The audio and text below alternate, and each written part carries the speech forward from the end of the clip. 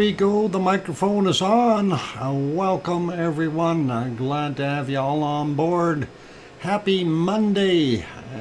What is it? June the 12th of 2023. Good to have you all on board. I'm your host, DrFox2000, and you're watching VolcanoX live stream. And of course, on the screen right now, you have Helma crater there in Kilauea. And that is on the big island of Hawaii, in the state of Hawaii, out in the beautiful blue ocean we call the Pacific. And that is awesome.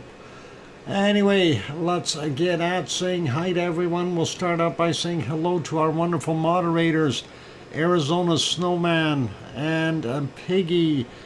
Piggy, who went out for coffee today, and apparently when she got back, she wasn't feeling all that well. A lot of discomfort, so she is likely just resting, sitting back. So she may not make an appearance tonight, but that is okay.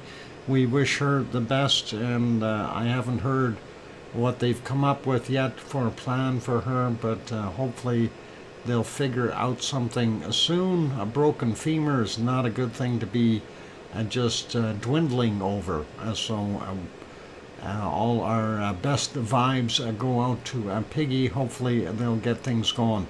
Also, other moderators on board, we have our wonderful CND boy. He is here. I seen him in the chat doing his thing, and always there, so good there. Bob, welcome, and others like Gary 24/7 Live, AZ Skies, as well as Lucas Snow, Joseph Fields, Texas, and possibly Mona Lisa Smiles, and a few others. You never know when they pop in, like Siggy, and other guys like that.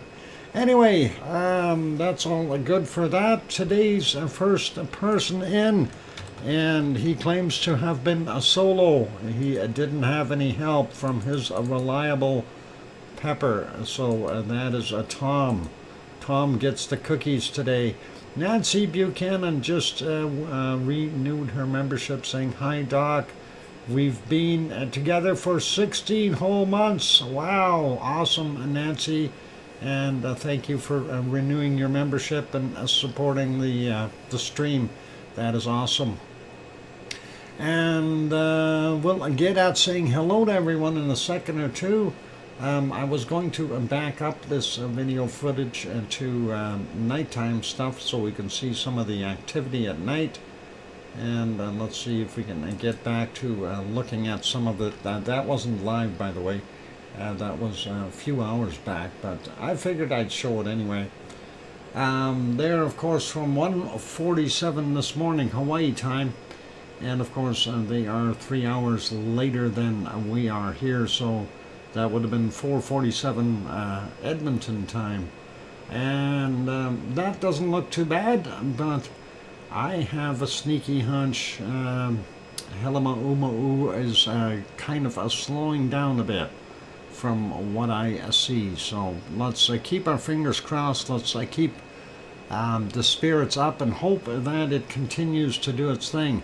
While that is on the screen, I'll say hello to everyone. We'll start out by saying hi to Henry Nelson and Juliet and Sasha and Gaines and Perfectibility 999 and Grandma B. Welcome all of you. And Hermione and Fluffy are here. Mars 2028 landed as well.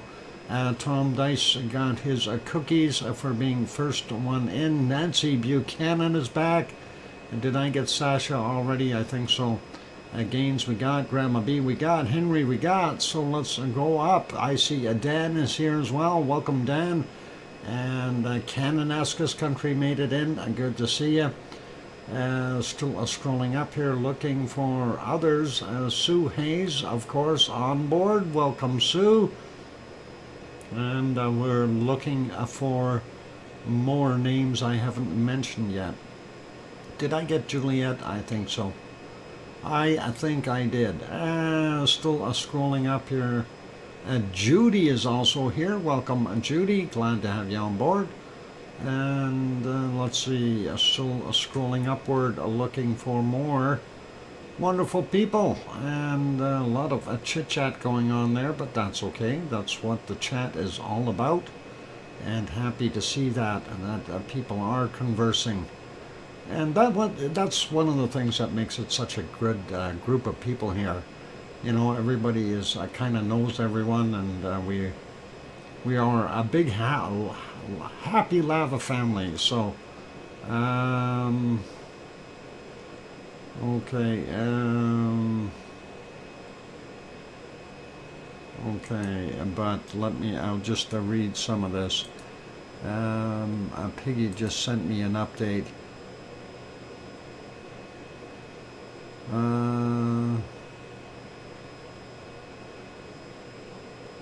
Oh boy. Yeah, Piggy just said an update. She is not happy. They're making her stay in Piggy jail for another 6 days. What a bunch of slow down there. Oh my God, get her femur fixed already. Oh boy. Anyway, I hope the best for Piggy. Anyway, welcome to everyone. In case I didn't call your name out, I do apologize. Sometimes I don't get everyone, but hopefully we will see you in the chat, and we'll be able to say hi to you. People like Sarah, who just got in here. Welcome, Sarah. And I don't know if I missed anyone else while I was reading that email. Hopefully I didn't, but good to have you all on board, and I think let's get at it. Obviously, you are seeing the stuff on the screen there. Let me get rid of that big banner. There we go. And that, of course, there's Puka. Puka, the side vent. And yeah, Puka was really smoking today. I was looking at the live earlier here, and I thought it was pretty incredible the amount of smoke that's coming out of that thing right now. And actually, if we go back to the live, let's do that. Just take a look. Oh, they're not looking at it. Maybe they will in a minute or two. Let's go back to our flow here. I'm not sure exactly where it was. The other thing, yeah, this scene here is that Hornito. The other Hornito, let's see, that one needs to be viewed during daytime too to see what it looks like. Oh, okay. Well, while they're looking at this, let's talk about that real quick. There's your West Lava Pond, and that used to be what we refer to as the toe. And the toe definitely is building up into a little Hornito of its own. So that is kind of neat. And let's see if we can find the other one here when they zoomed into it. Let's move that along just a tad, right to here. There's what I was saying about that Hornito on the side wall really starting to smoke. It seems to have sealed itself up in the center portions, and the output, I don't know where it's coming out right now. I do see some lava flow right here, so obviously it has created a tube underneath, and we see the exit going off to the left. And I'm not sure if there's still some flow happening over here on the right hand side either. And another puka, a hole. Anyway, that is what puka means in Hawaiian, apparently, a hole. So yeah, a very smoky. And let's see if they show the other Hornito that I want to see. That might be right about here. And there it is. So that is the old West lava vent, and that is what it is doing over here. That used to be that hole that we used to see that had the tube feeding into the vent area. Well, it's certainly changed, and it has become a cone. So definitely two pineapples saw lava spill over some sort of a natural barrier a few hours ago. Ah, interesting. I wasn't aware of that. I wonder where it poured over. I'm guesstimating that it probably would have been out in the field area where they show it once in a while here, and I'm trying to find a spot on this where they recently showed it. I know they pan over there, and let's see. No, not there. Oh, there. I think we found it here.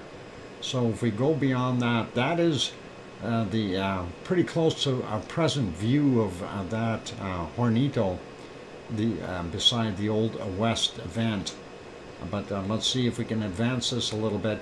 And you can see it too has developed a lava tube and is flowing out on the bottom here. So pretty interesting to see that. But let's continue on here. I'm trying to find, yeah, this natural berm or barrier. I don't know if this is the area that you want to refer to here, but that is what is definitely overflowing. And of course the material over here on this side as well, it's really starting to level out and pour in to the lower lying areas on the outside. So we know there is a lot more magma. There they go, they zoomed in, and we can see it. Yeah, so it is spilling into that area, getting onto what used to be old and a dry area, and definitely you can see the overrun right in here. So the level is definitely come up, and it is definitely continuing to do its thing. Two Pineapples had zoomed in a lot, and I couldn't really see where it was. Okay, well, that is interesting, and we'll take a look though further on here and see what we can find out. Right now though, we are still seeing the activity from the parasitic event here on the southwest side wall of the Helima crater. And we are seeing the outflow from this newly developed Hornito from underneath the old Hornito from way back. And we are still seeing a hot spot of sorts out here smoking away. And of course the lava pond. Right now we can see active lava right there. And we know that tow area is continuing to pour out. And I think there's some other vents in the back here that are continuing to pop out as well. But we'll leave that be for right now. Oh, okay, they are on that. I just went to a live. So, yeah, you can see this is definitely pushing up onto the gravel bed there, and definitely has overflowed in this area. So we are seeing the levels go up higher and higher. I'm sure we're going to see that if the flow rate continues, it's going to inundate that area with fresh lava.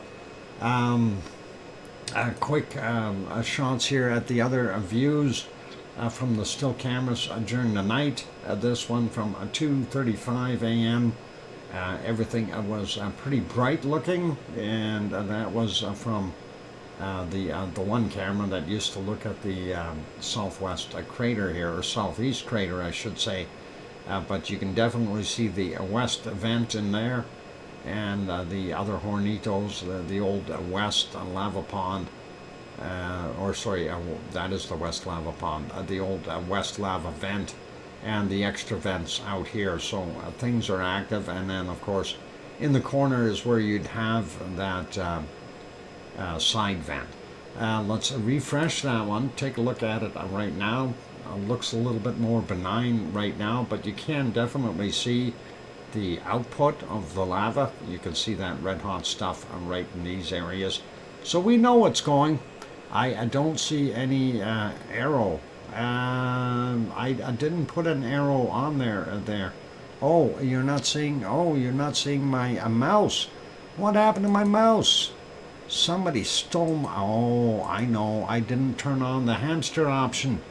Okay, a lava right there, and here, and there's your lava pond, the west lava pond. The hamster! Yes, I forgot to turn on the hamster, my bad. I have it on my screen, but I was looking at the screen I'm pointing at, not the screen I'm transmitting, unfortunately. But yeah, you can see that lava in those areas, of course.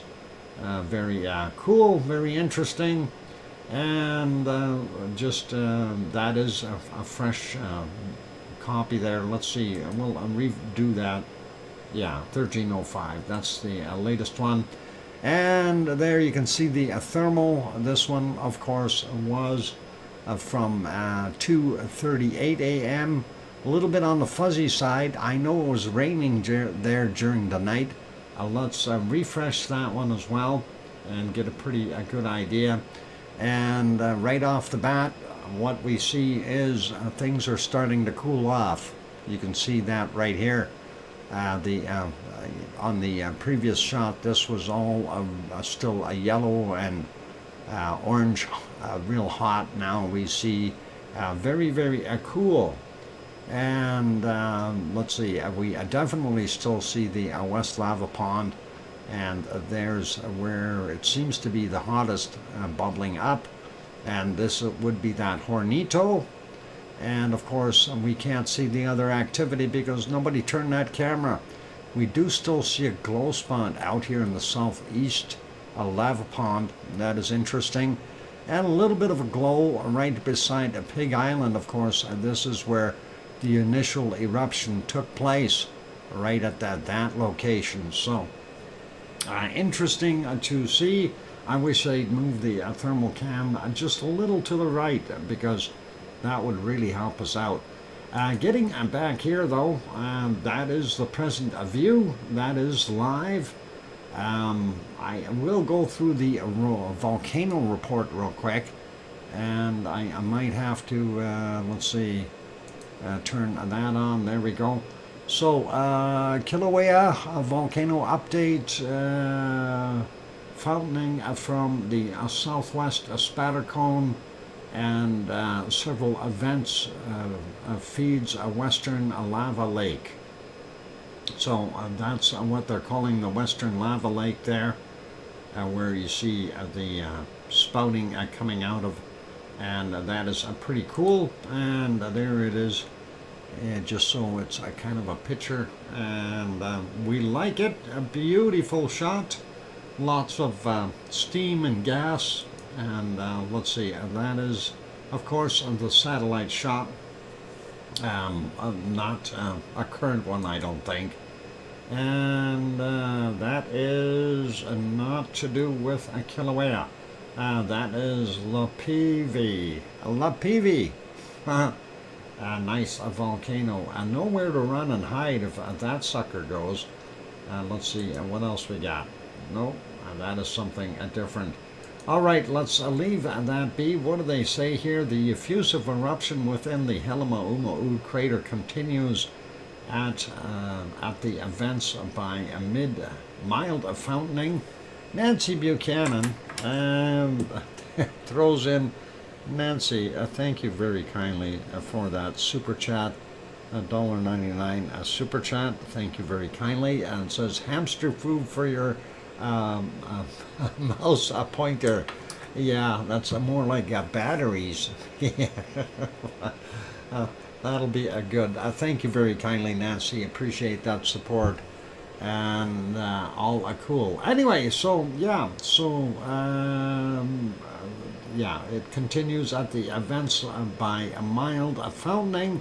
Spattercone, also called a hornito, in the southwest crater wall, continues to eject hot juvenile and plastic lava clots that in turn have piled up the steep sided deposits.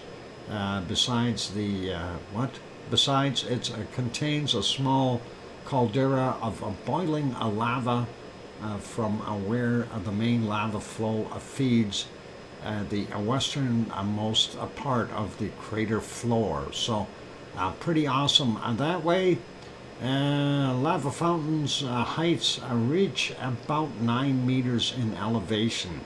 So that's 27 feet roughly for those people who need to know. And I think that is about it. Let's see what we've got here. This is somebody's video, of course, from on the 11th. And you can see some of that wonderful stuff. We can actually make that one bigger. And since that is a USGS, we shouldn't have any problems there. But yeah, that looks pretty awesome. And you can see that hole down on the bottom here. That's the output right there. And everything else seems to have subsided on the outsides. These other flows that were trickling seem to have stopped, at least for right now, you know, but don't count them out yet. They will likely come back. I don't know how long that video was, just a few more seconds, so that's all good. But that is a pretty nice scene, and I like that. Hey, the king is here. Welcome, king. And that is good. That was broadcast on Twitter. And let's see, and what is this one? Nope, let's close that and not worry about it. But anyway, that's the older view there, that southwest wall. Pretty awesome. And we'll go take that back to there and scroll back up. What do they want now? Thank you. Maybe later. All right. And get rid of the commercials. I did want to show something else here. We'll get rid of that. And I want to get into USGS. We're going to open a new tab real quick just for a second. And they did have a video that was interesting. We do want to show this video. Let's make that smaller again. And I don't know about the volume. Anyway, this was from the 8th. And this is a helicopter view. I'm not exactly sure what was going on here. But I see a bunch of people out there.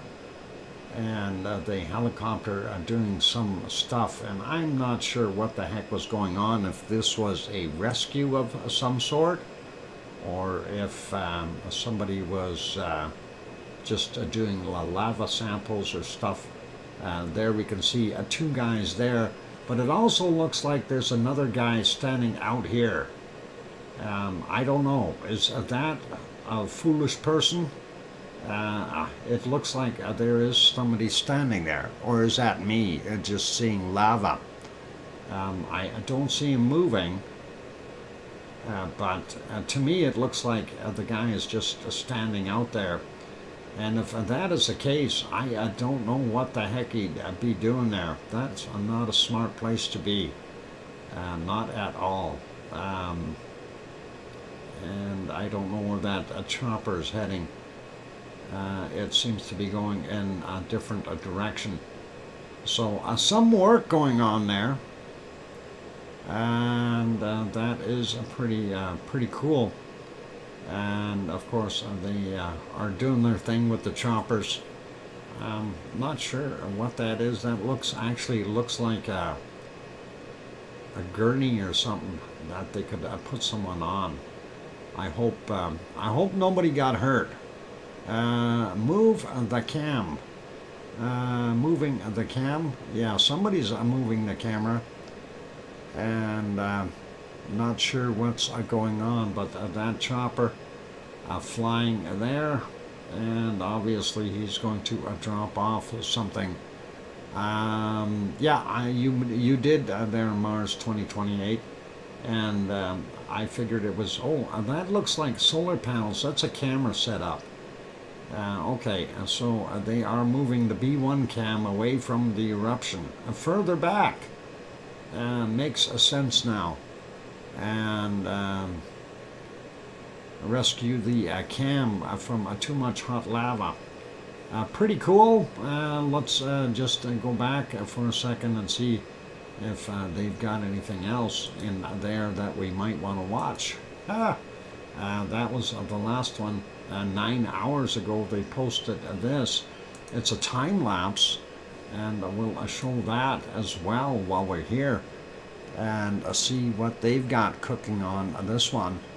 June 10th is when they put it out, and we'll have a look and see first 3 days, and kind of cool. I'm watching that level rise.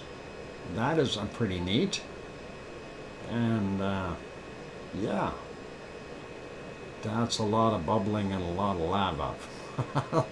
A heck of a lot, and wow. Yeah, you can see that output, and most of it appears to be coming from these guys right here. This is where that major flow is coming from, and it seems to be going all the way through.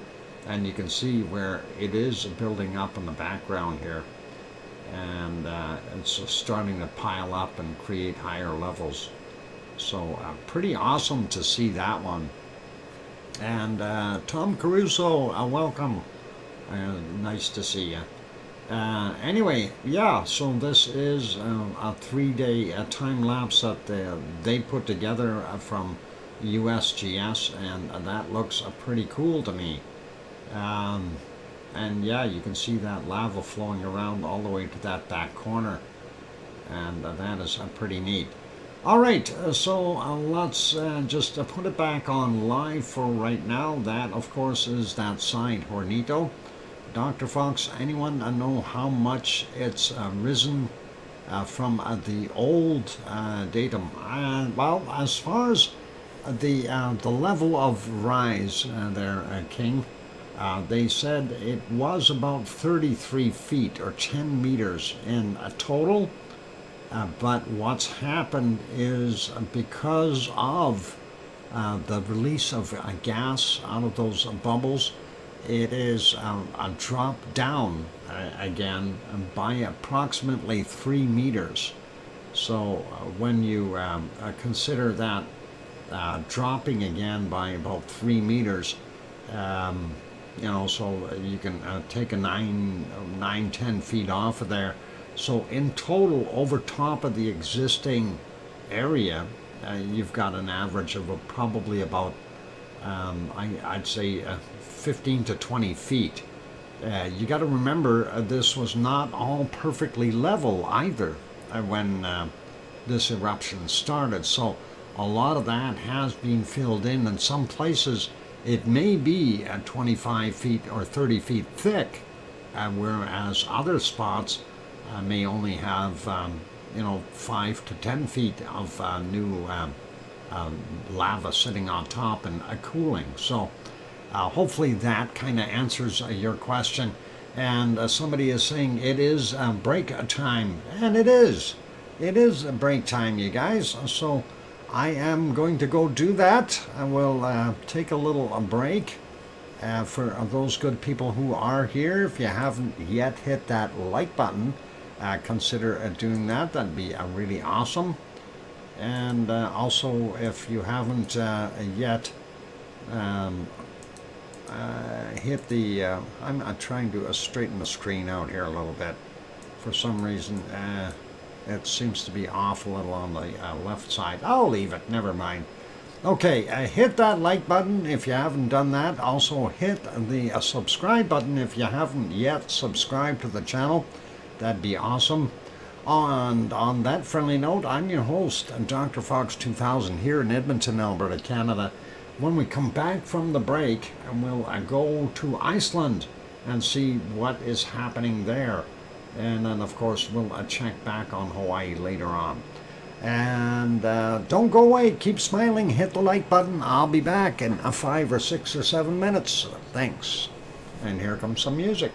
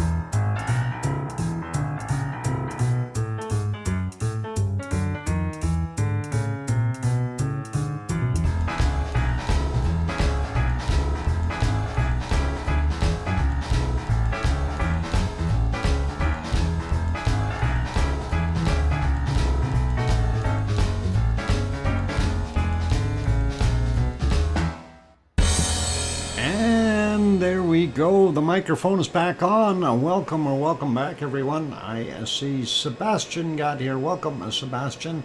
And thank you for the welcome backs from Mars 2028 and Sue and Sasha and OneFish26 and Nancy. And let's see, I think I got everyone. That's good for now. Hey, where's that Sharon Stewart? I haven't seen her yet. Oh, hang on, it's on Monday. No, Monday isn't singing nights. I thought that's Wednesday. And that would be all right. And Kananaskis country here as well. Okay, welcome. And let's go over clean record 2 years ago. It was from 7 of 25 for 6 months. Now just under 1,000. Yeah, and the insurance keeps going up. Thank you, Hermione and Fluffy as well. All right, let's leave Hawaii be. We're going to make that smaller for a few minutes.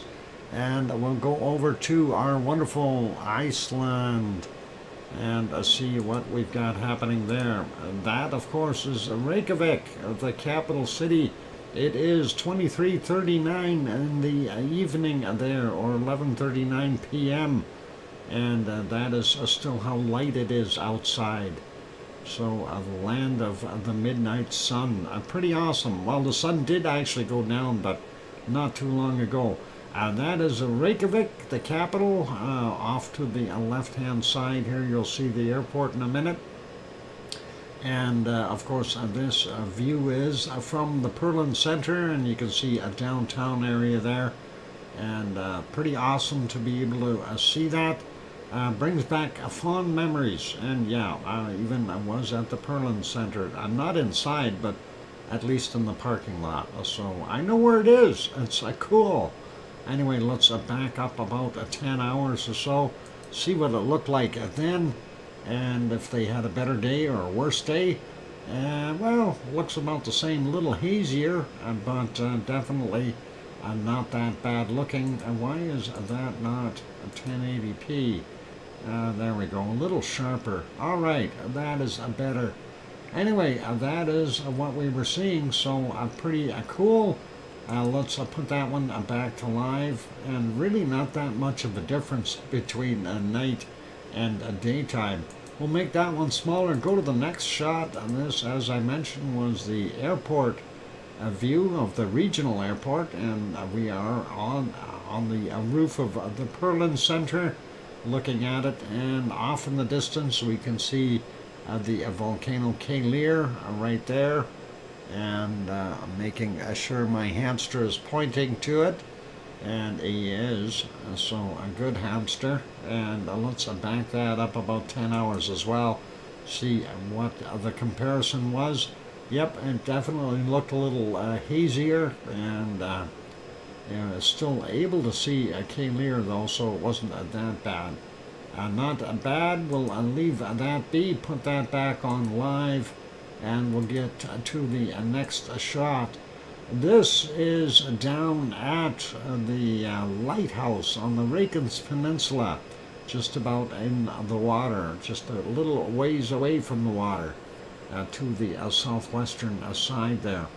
Anyway, we do see that huge steam geyser right there. That's the primary one that's always working. We do see a lot more steam coming out of the forefront area here. And when I see more steam, I'm usually very happy, because that tells me there's more heat down there. That means more magma. And of course, that is the regional power plant. Off in the distance, you can see the other power plant, and that's the Blue Lagoon right beside it. So pretty cool. And there are the buildings over there at Grindavik. Can't quite see the towers today, but that is okay. We'll back that up about 10 hours or so as well, and have a peek, see what it looked like. Yep, not that much different. It was steaming this about 10 hours ago as well there. So pretty cool, pretty awesome. And we'll leave that shot be. Going to put that back on live, and there we go. You can actually see the other power plant a lot better from that. vantage point right now. So pretty cool. Let's make that one smaller, go to the next one, and of course that is our wonderful volcano Katla. And Katla is buried underneath lots of thick ice, up to a kilometer of ice on top of it, so pretty cool. Nice sunset, and if we go back just a little ways, we can actually see that glowing fireball just on the edge of the screen there, and that is worthy of taking a screenshot, looking at that ball of fire just above the horizon. So pretty cool, but let's back that up to about the 10-hour ago mark, and there is what it looked like. So a little bit hazy looking, but that is all right. We do see the volcano quite clearly, well, at least the ice mounds, and that is pretty cool. And of course lots of people are visiting, so very good to have them there. A little less water down here as well, so that is helping a bit, I think. That is the current conditions. Let's look at the other one real quick, and we'll see if we can decipher anything. Slightly different angle on the same Katla, and that is current time and the sunset. Not bad, so pretty awesome, and we will leave that be. Let's get over to our harmonic tremor charts, and we'll take a look at those. I'm just doing a little maintenance in the background here. All right, I got that set, and need to get myself onto that screen. There we go. Got to refresh just to make sure we're 100% up to date.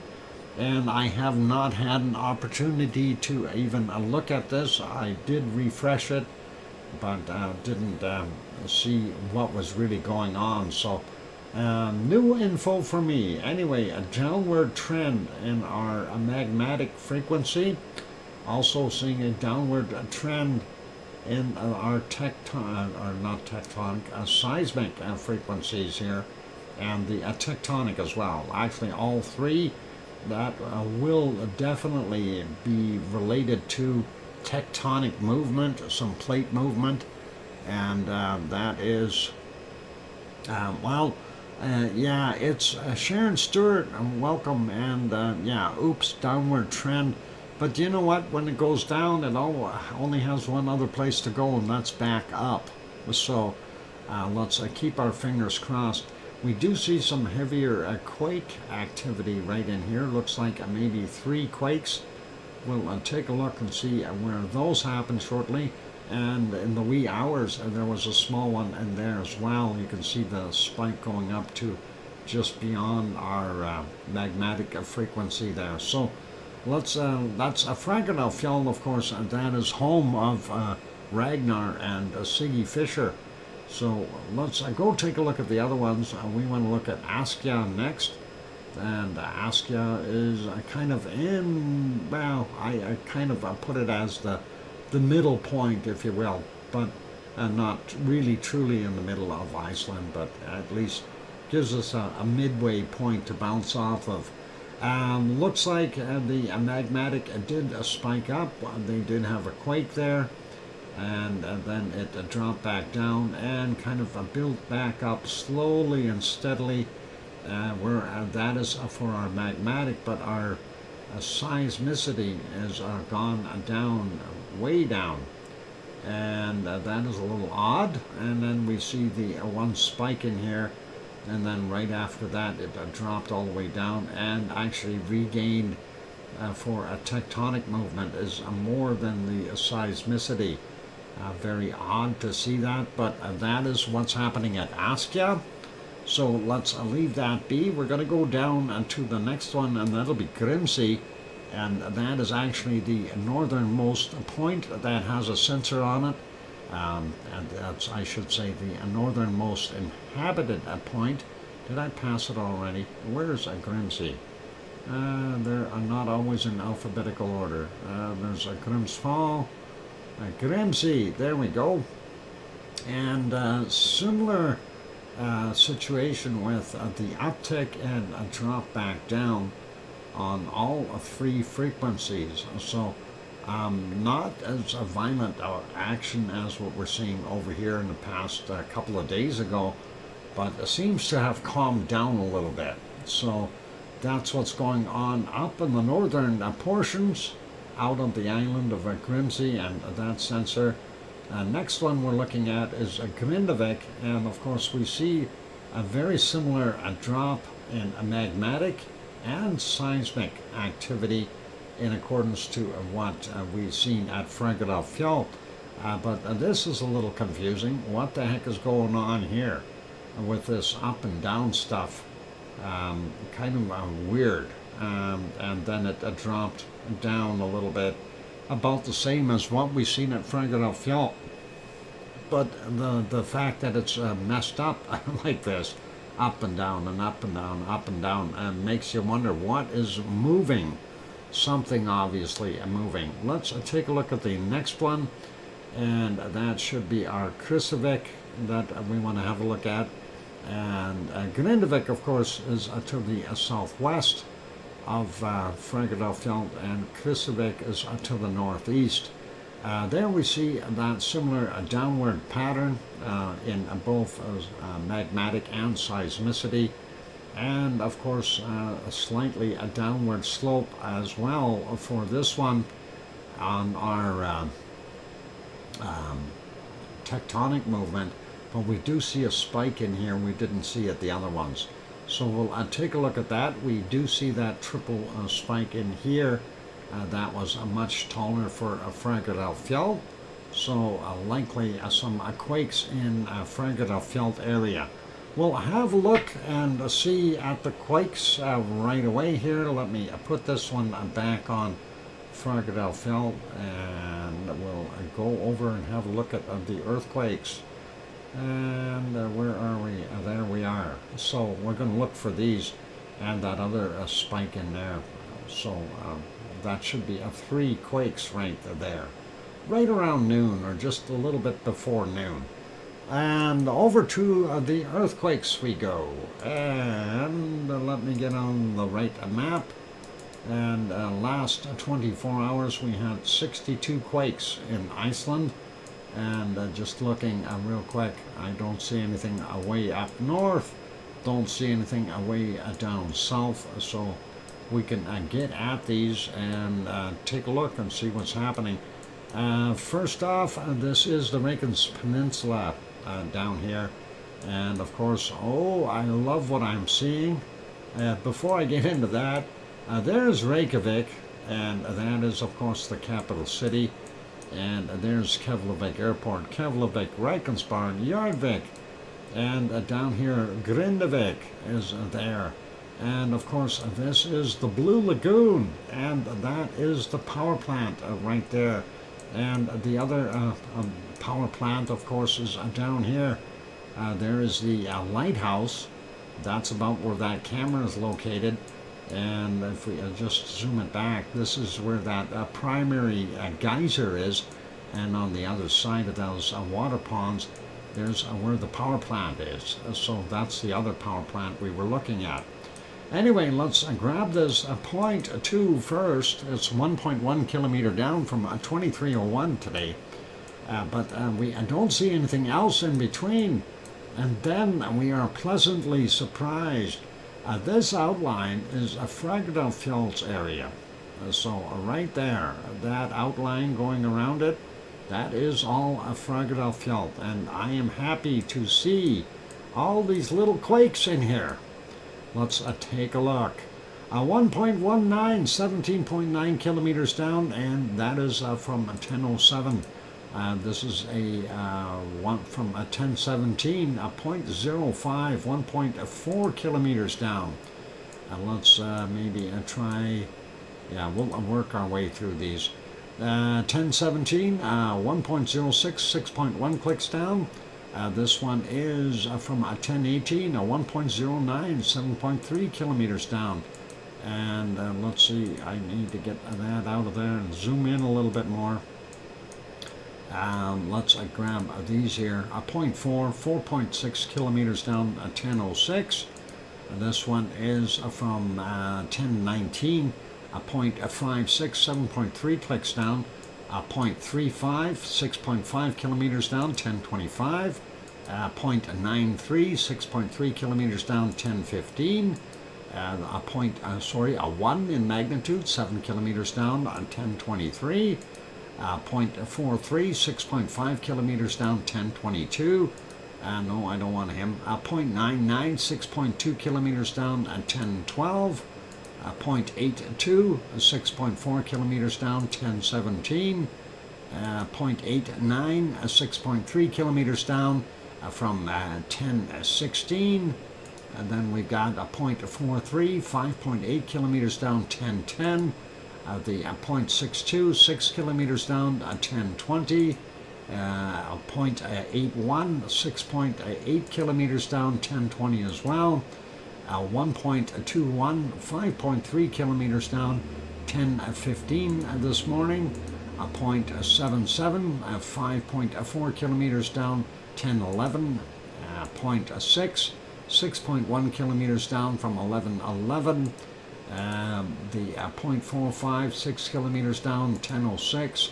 0.5, 6.7 kilometers down, 10:14. High wonky donkey. 1.05, 6.5 kilometers, 5.6 kilometers down, 10:22. 0.86, 7 kilometers down, 10:13. And this guy here is from 10:08, 0.85, 6.47 kilometers down. We've got some stragglers here we didn't cover.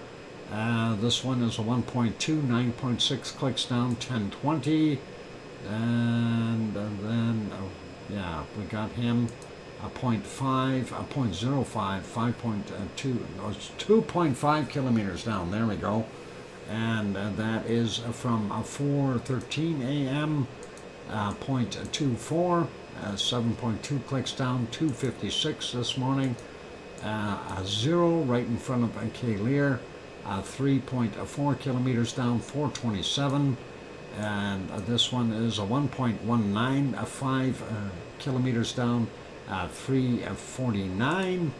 And a 0.2, 1.5 kilometers down, 4:25. And moving over, and so that is awesome to see.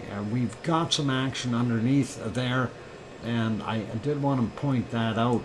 This one was awful shallow, and that is, if you aren't quite remembering where that is that flow path. This is the spot where we thought it was going to come out of Meridalier and flow around and go that way.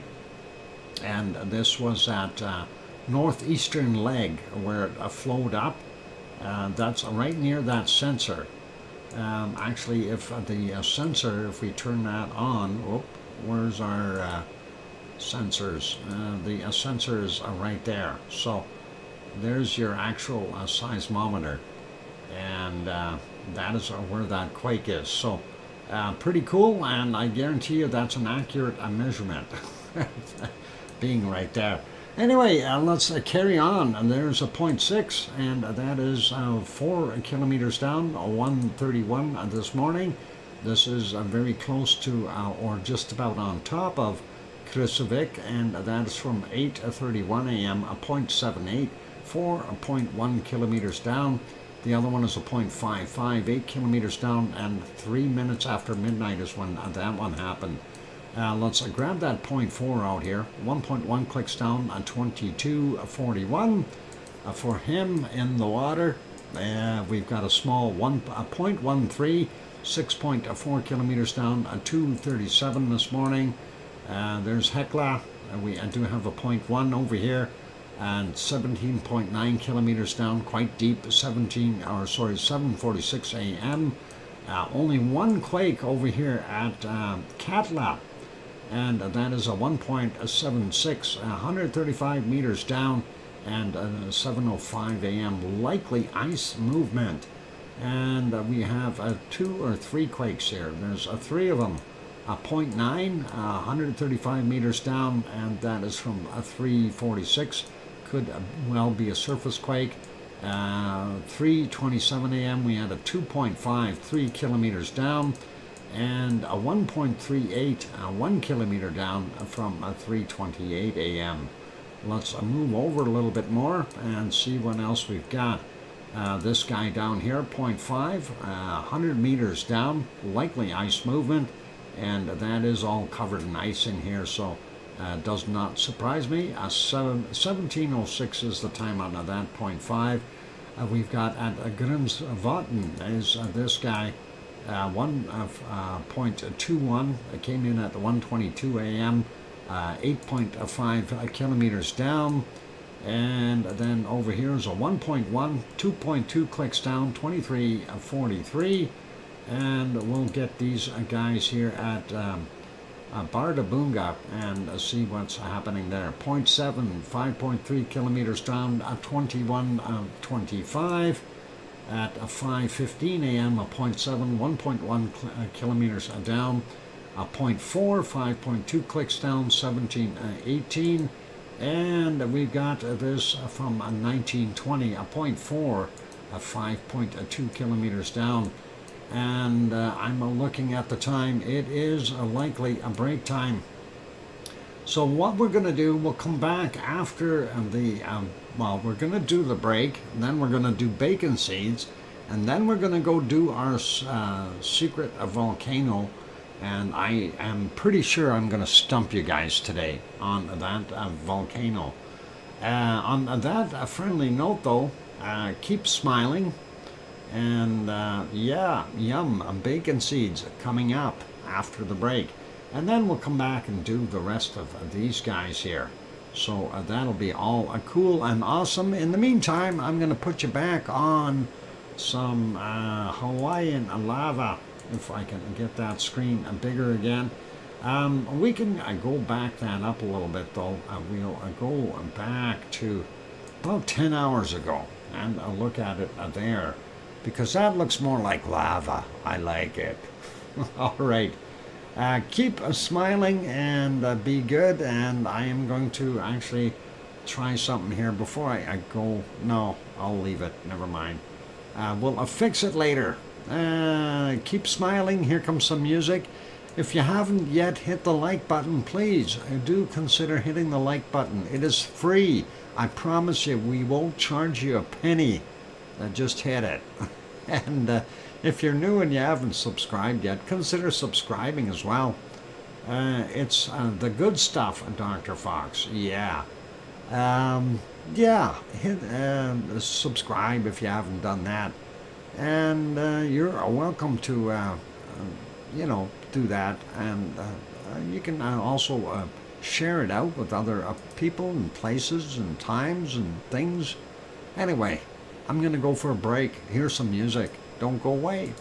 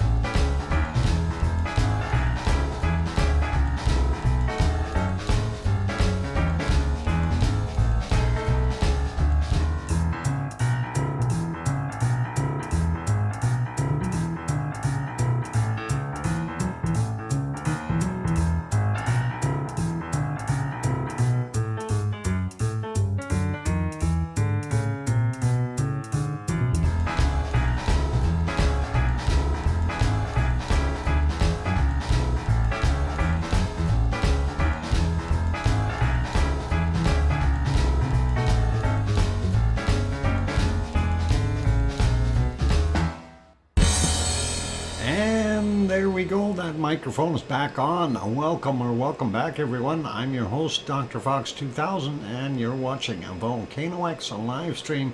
Thank you for the welcome backs from Sasha and Henry and Onefish and Sue and King Colin and Cananaskis Country and Mars 2028 and Hermione and Fluffy and I hear you, Dr. Fox 2000 from Sharon Stewart, who was late, and Piggy isn't even here to get the late note.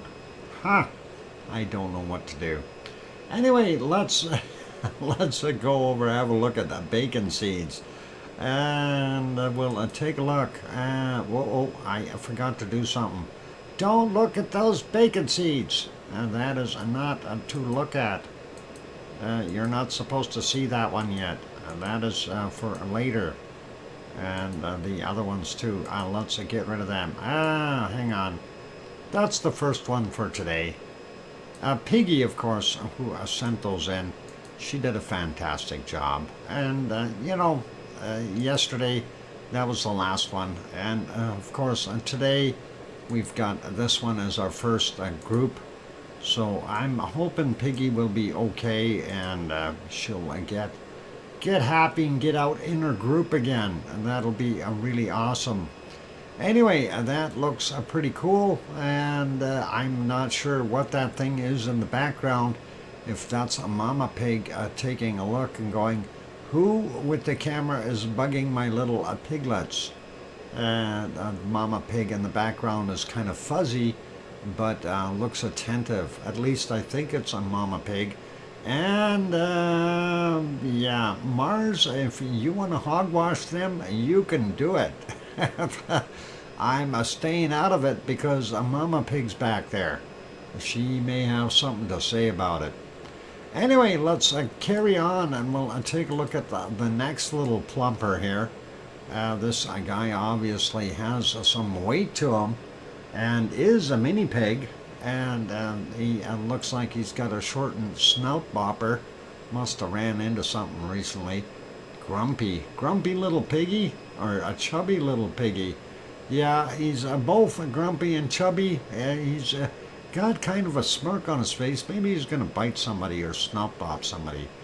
Let's get over to the next bacon seed, and that is these two. And I think those are like Guernsey cows. No, Guernsey pigs with the white and the ginger color.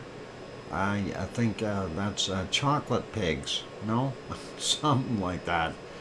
Buddies. Yep, they are cool looking. And we'll leave them. Let's get to the next one. And that is this guy, and I think that one definitely needs a hogwash, and that snout looks awful dirty. He looks like he's been digging and he got tired from digging too much. Elf. Yeah. And let's go on to the next one. Little guy, and that is a little bacon seed, and of course that is what are you looking at me, Sasha? If the shoe fits, wear it.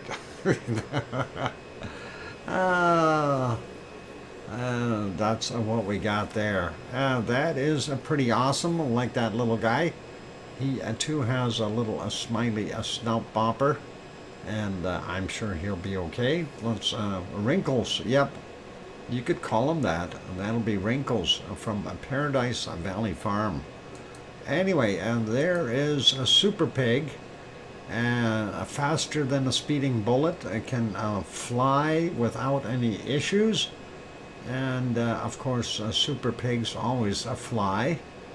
That's how they get around primarily. Anyway, that is pretty awesome. Leaping. Oh, yeah. Wow, it's flying is what he's doing. He's up and away. I'm surprised he doesn't have a red cape, but that is all good. Very short buildings, yeah. And very short buildings in a single bound. Next one. Another little tiny bacon seed, a very, very young, only a day or so old, but looks pretty cute, a pretty awesome little guy. And aloha to Debbie Brady, and in a single bound, yep. Let's see what else we got. I love the flow, overflow and flow rate of those two big molten waves. What the heck are you talking about? We're talking about bacon seeds, sir, Cookster. That is all cool. Let's go a little bit. Bit of a live collapse happening now at Two Pineapples. Oh, a live collapse. Okay, well, we're in the middle of bacon seeds. Here's another little guy, a very small little bacon seed. And once we get done, we'll take a look and see what else is happening. And a nice little guy. Next one is another one of these, and that looks like our leaping friend has come back down to Earth. And that is all right. And he doesn't look too bad at all for flying around a little bit. And our last bacon seed for today, we'll take a look there. And of course, that is the little one going, "Hi, Mommy, I love you." And that is pretty awesome. So there is our bacon seeds for today. A big shout out to Piggy for sending those to us. As always, very, very kind of her to do that. And very, very cool. All right, Cookster, quick question. What was that on just a couple of minutes ago, or what did we have there? Was it at the Hornito, the sidewall Hornito? That's what I'm curious about. If we go back and take a look here at Helima Uma'u. Okay, I've backed it up a few minutes. That was over at the Hornito beside the old West lava vent. And that is our Hornito there. And obviously they've got things happening. Let's see if we can get that to move forward a little bit and point at the other one. And we do see it, but I want to see it move. Come on. No, that's not where I want to go. That must have been prior to that. Let's go take a look there. Somewhere in here. Yeah, it looks like that side may have popped a little bit. Let's see what we can find out here. A lot of smoke for some reason. I'm trying not to go back too far to miss things, but I think we got to expedite this. And yeah, if you look at this right here, and if we advance it, we do see, well, I don't know, is it breaking up a little? Or are we seeing just a whole bunch more smoke coming out of there? Where'd you go, Cookster? A bit of a live collapse happening now at Two Pineapples. Okay, I'm not sure if that's what he was referring to. I'm not seeing it yet. The wall of the boulder on the pond overflow now. The lava poured over boulders widened the flow. Okay, at the Hornito is what you were referring to about 3 minutes ago, and we'll take a look at that.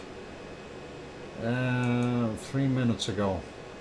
Well, this is live. Let's go look at live. 14:17 is the time on that. So if we go back 3 minutes, that's a little bit more than 3 minutes. That is 14:12.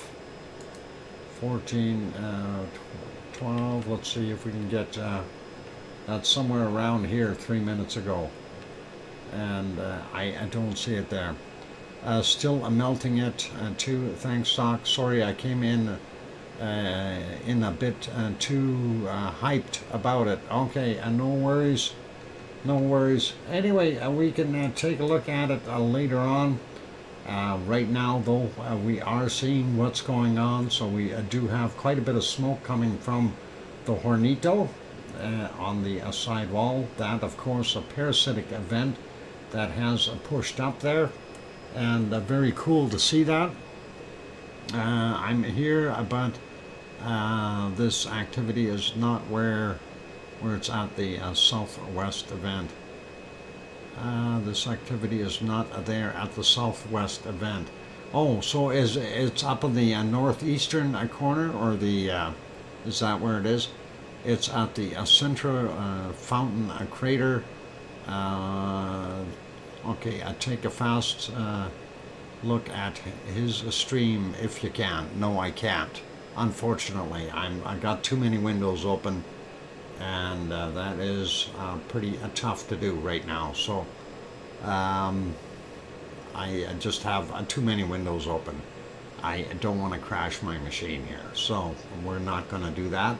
Unfortunately, I have to kind of bite my tongue here a little bit sometimes.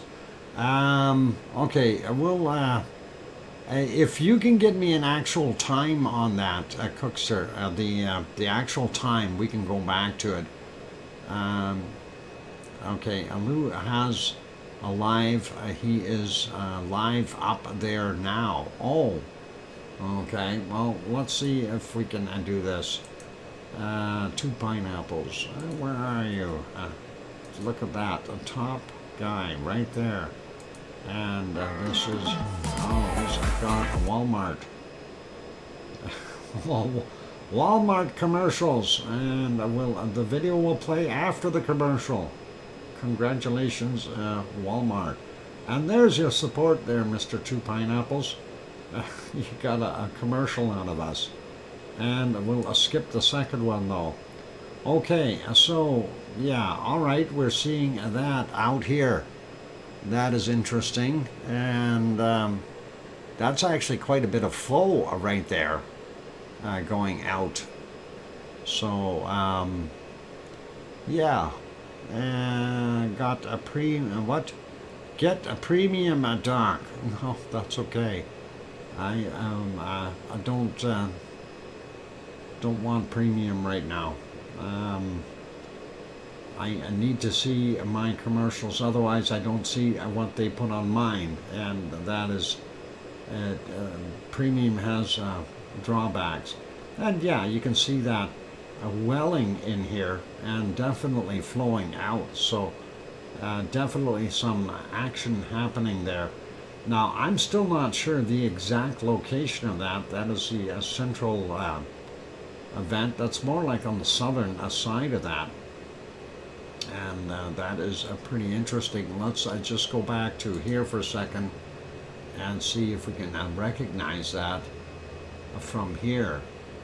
And that is got to be over here. That is this area. So that's what he's looking at, is this right in here.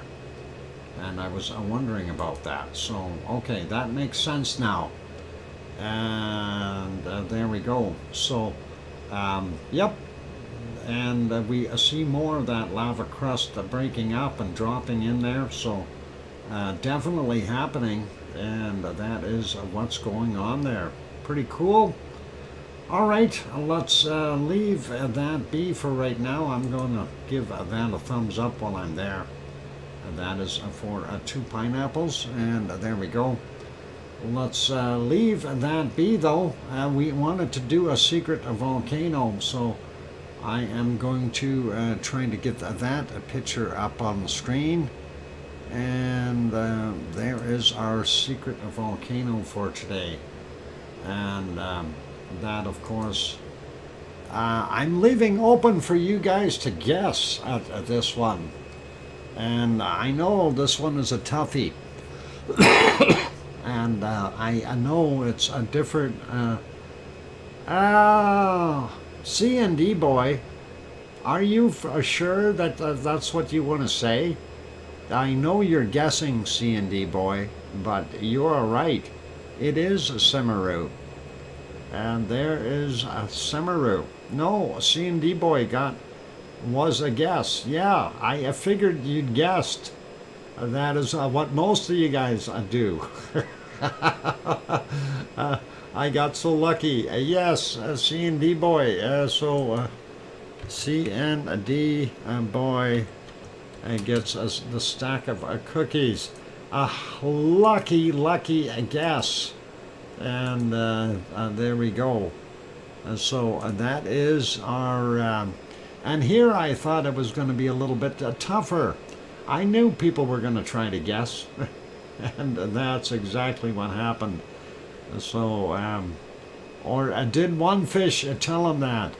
One fish, did you snitch? Wife, I went in the house for 1 minute. Oh, all right. You're in trouble now. You're in trouble now. All right, let's leave that be. I'm going to turn the secret volcano off since it was way too easy. And we'll get rid of that. And that is the present condition at Helima Umau, the side event. And that is what it's doing. We'll leave that be. Let's get back over to Iceland. We got some earthquakes to finish. And we'll make that smaller so I don't need to worry about stuff there. And let's see. I just want to send 2 pineapples a message.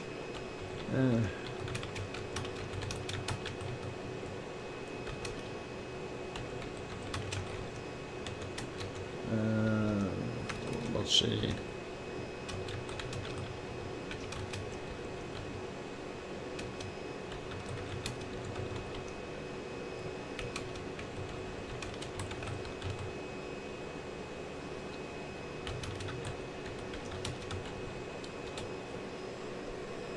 All right, send him a little message. Hopefully he'll read that. I'm not listening, so Cookster, if you happen to be listening there to him, you can say hi to him. Anyway, getting back to the earthquakes. So let's zoom in here. Askia only had one little quake. I hear you typing. Yep, you should have been able to hear me typing. I'm a loud typer. At 1600, we had a 1.4 kilometers down at Askia. And really, I'm not seeing anything else in that area. Over here at Herdebreit, though, we do see a little bit more activity. A 3.3 kilometers down, 1459. A 0.2, 4 kilometers down, 1127.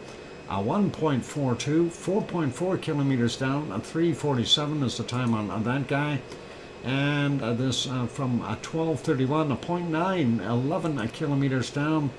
And then we've got one more here. And that is the closest to Herdebreit up here. 0.04, 2.3 kilometers down from 3:08 a.m. So that is what we've got. And the other one is a 0.28, 1.1 kilometer down from 7:10. Let's move up a little bit more. We see this one, the 0.9, 3.4 kilometers down, 12:35 is the time on that guy. Next one, of course, we have 1.4, 8.6 kilometers down, 10:56. And the other one is a 1.14, 10.4 kilometers down, 2:09 a.m. Next one, 0.51, 9.6 kilometers down, from 3:38 a.m. And one more, that is closest to Grimsey, that is a 1.5, 6.4 kilometers down, 14:43 is the time on that guy. So that's it for our earthquakes. And like I said before, the highlight here is seeing this swarm in Eruption. Thank you, Sue. And that to me is just delightful. And of course, we want to see more of that swarming in this area. And for those who aren't familiar with it, this is where Ragnar is located, right down here, where it says Geldingadarlos. That is right there. And this, of course, is a Siggy Fisher.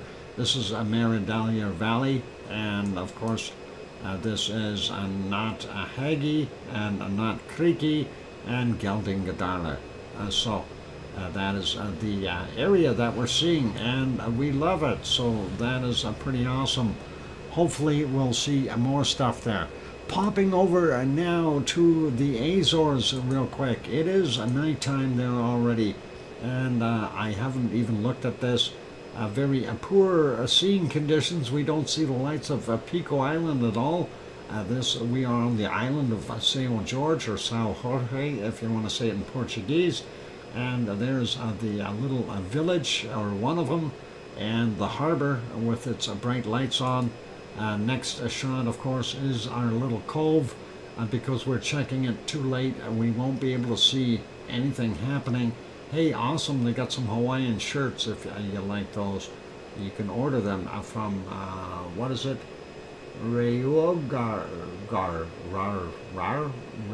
Whatever. Anyway, you guys can bring those up yourself. Poor visibility, so I'm not sure what to say there. Let's take a look real quick and see if there were any quakes on Pico Island. None. The last quake on Pico Island was 12 days ago, 13 days ago, and we haven't seen any there since. Let's take a look though at the other location, and of course this is the other map, and they do have some quakes. So let's zoom in a little bit. First, there's São Jorge. This is Pico Island, Fayal Island, Terceira over here. Let's take a look at some of these quakes. 46 minutes ago, we had a 2.4, 5 kilometers down from a 2331.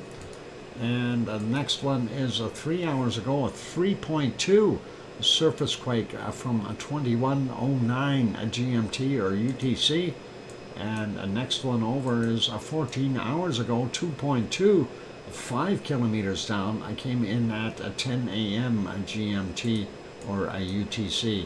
Let's see if there's anything else there. If we zoom out just a little bit. Yes, and this is San Miguel Island. And we had this one 24 hours ago, 2.2, 5 kilometers down, or 3.1 miles, at 22 minutes after midnight. And that is pretty awesome. That's a UTC or GMT. And we'll leave it there. Let's just double check.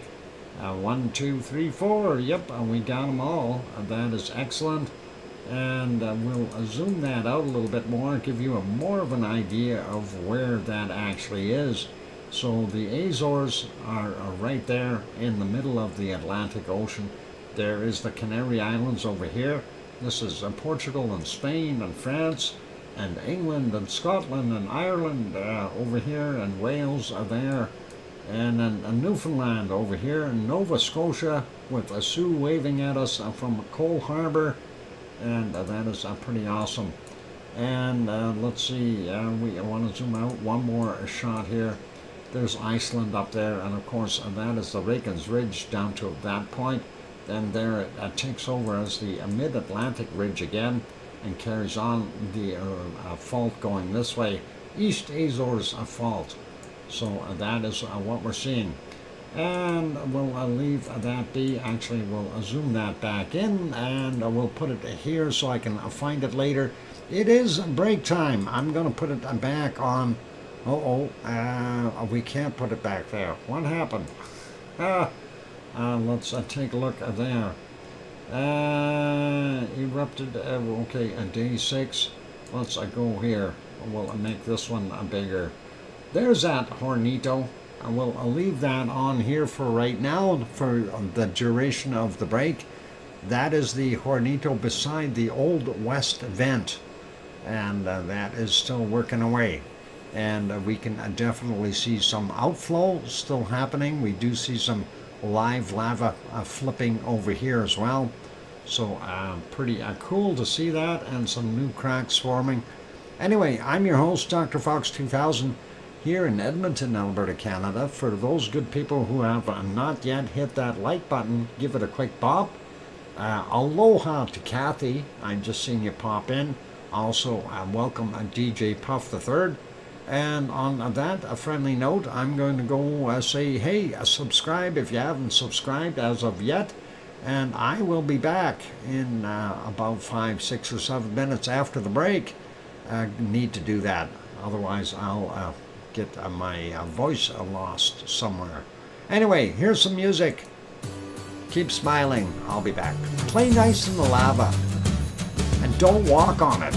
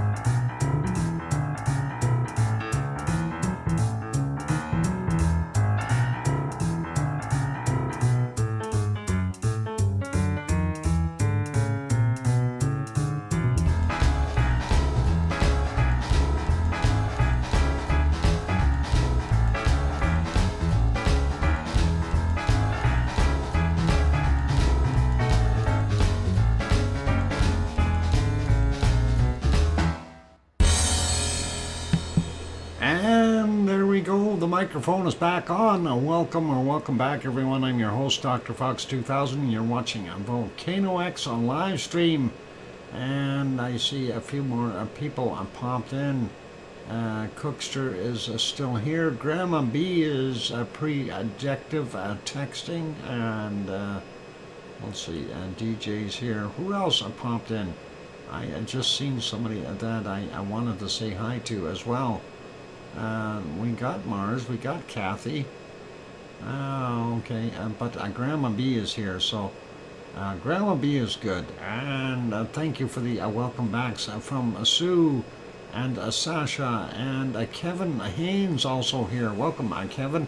And Mars 2028 and DJ and Ken and Aska's Country and all good. Okay, so got everybody, and I've been watching on the TV. The big screen. I like the big screen. I should try that sometime. But you know, every time I get a chance to watch the big screen, the show is never on. I don't understand that. It's just never live when I'm there looking at the TV. Cool figure. Anyway, let's leave this guy be. Yes, close-up vision is not great at the moment. Okay. Anyway, let's go and take a look at our next volcano of sorts. And we'll make this one smaller for right now. Popocatépetl. And there we go. And that is, of course, in Mexico. That is approximately 70 kilometers southeast of Mexico City. And you can see Popo is puffing a little bit, but hey, I think Popo has calmed down a whole bunch from what we've seen. I'm trying to find any major plumes coming out. We did see something earlier here, and that one was at 16:33 or 4:33 in the afternoon. I'm not sure exactly how long ago it started. Just backing that up a little bit. As you can see, that was quite an intensive plume, and I'm just wondering if it may have popped something big. Let's see, there's the start of it at 16:29, and yeah, I'm just advancing it 5 seconds at a time. We are seeing a bunch of that very dark gray material in there, so we know lots of ash and tephra and other components to that scenario, and that is what we're seeing there. So pretty cool. That happened just a little while ago, and that is about 2 hours ago. And if we go back a little bit more, we'll see what else we got for activity. This looked kind of interesting. Very heavy black column coming out at 1517 into the clouds. Not sure how tall that would have been, but definitely there. Mayon, and okay, Mayon, how are you? And let's keep the language as English, please. And let's see, Mayon, whose channel is that? June the 8th. Brand new channel. Is that our, that's not our Mayon. Not the one that we know of. And we'll see. Yeah, and Mayon, please kindly speak English. Would be really greatly appreciated. Anyway, we do see quite a bit of that material popping out, and let's see if we can find a few more of those plumes, and we will be looking at Mayon soon, the volcano, but not right now. Right now we're doing Popocatépetl, and English will, yes, okay, thank you. And there we go. We are not seeing a heck of a lot. That is 11:07 a.m. their time. And going back a little bit further, we do see a pretty puffy lenticular cloud at around 10 minutes or 12 minutes after 10 a.m. There on top of Popocatépetl. That looked kind of neat, and even that was even there earlier. And look at that, there's some snow up there from that cloud. That is neat. So a little bit of snow early in the day, and that is pretty awesome. And looking back in time, just not seeing, there's more snow, but very little activity up there. So kind of makes you wonder. And Dennis Ray also here, welcome and glad to have you on board. Okay, so that is Popocatépetl in a nutshell. Not that much activity happening there in Mexico right now.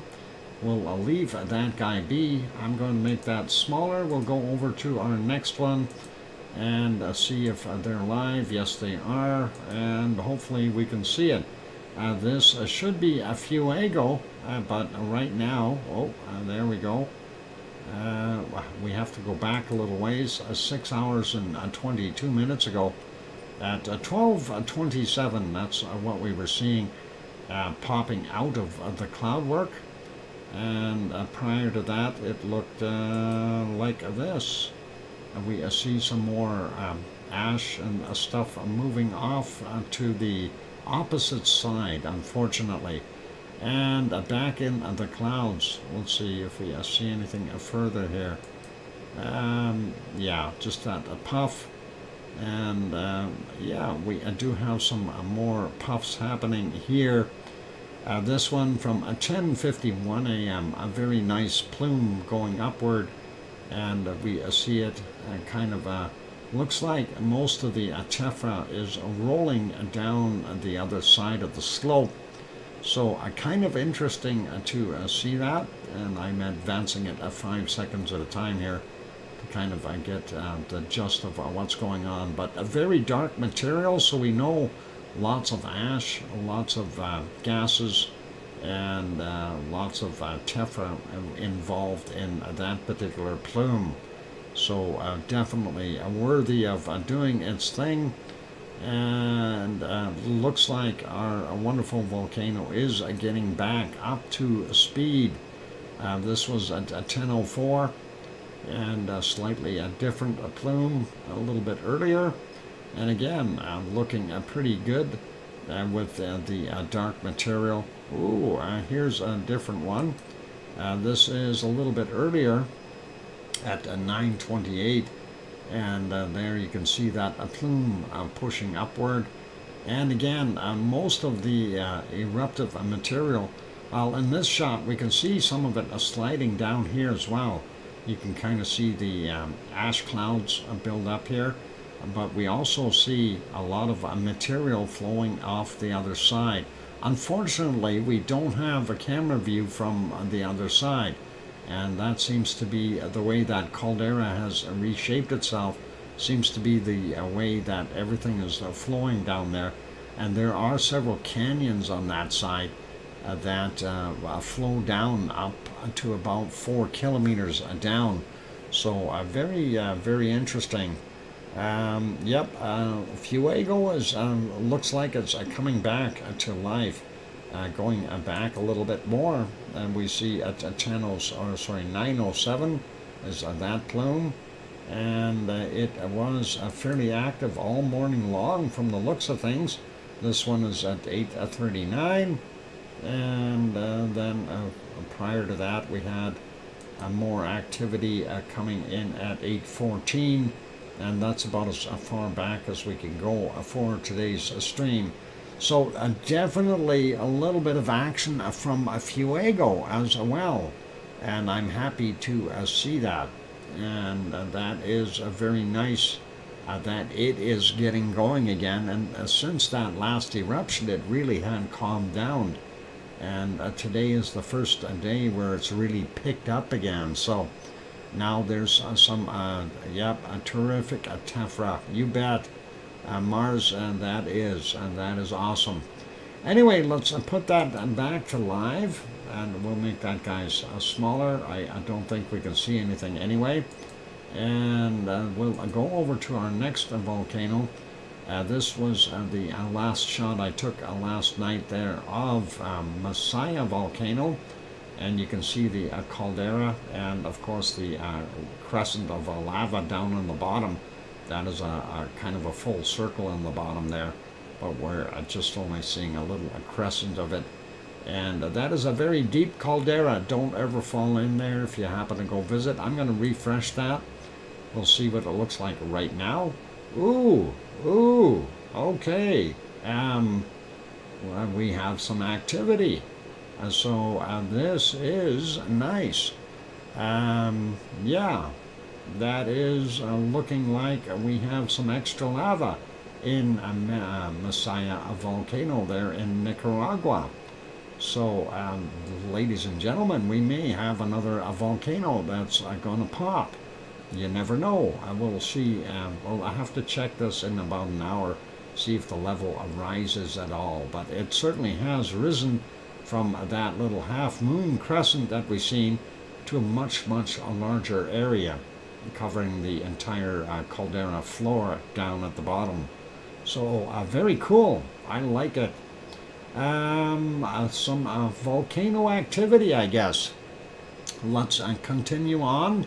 Next one is likely not going to be visible, and that, of course, is Recon de la Vieja, and that is not showing anything right now. We don't see it, darn it.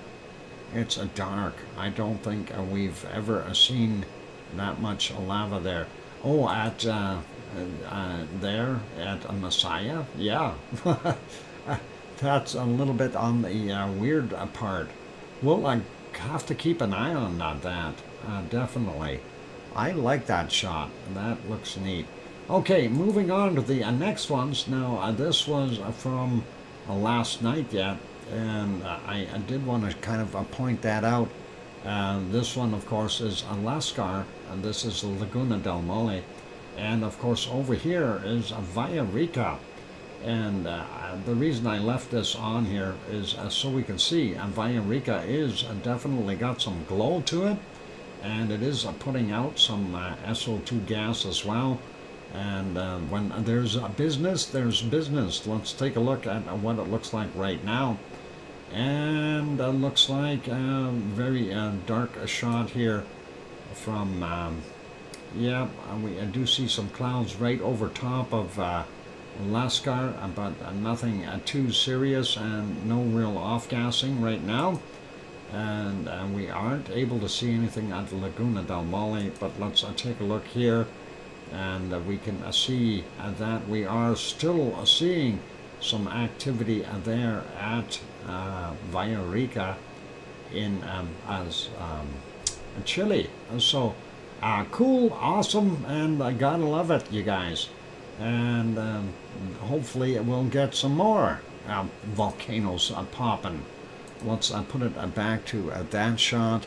Move on to our next scene, and that, of course, is going to be our wonderful Merapi. And let me see if I can find a Merapi. That is Merapi. Will Merapi make us happy? And we'll go back here and see if we can get into the nighttime hours. Nighttime hours are not looking good, guys, on Merapi. And yeah, you can kind of see what's going on there. They have quite a bit of cloud. There's the normal screen that we look at, and very little bit of lava flowing down the hill. You can see in the IR cam it does glow a whole bunch more and shows up more, but I like the color ones so much. Kathy is saying, you are so funny, Doc. I promise not to fall in the lava. Yeah, well, don't fall in the lava. We need you, Kathy. Just hang around, and aloha. Okay, and let's take a look a little further back.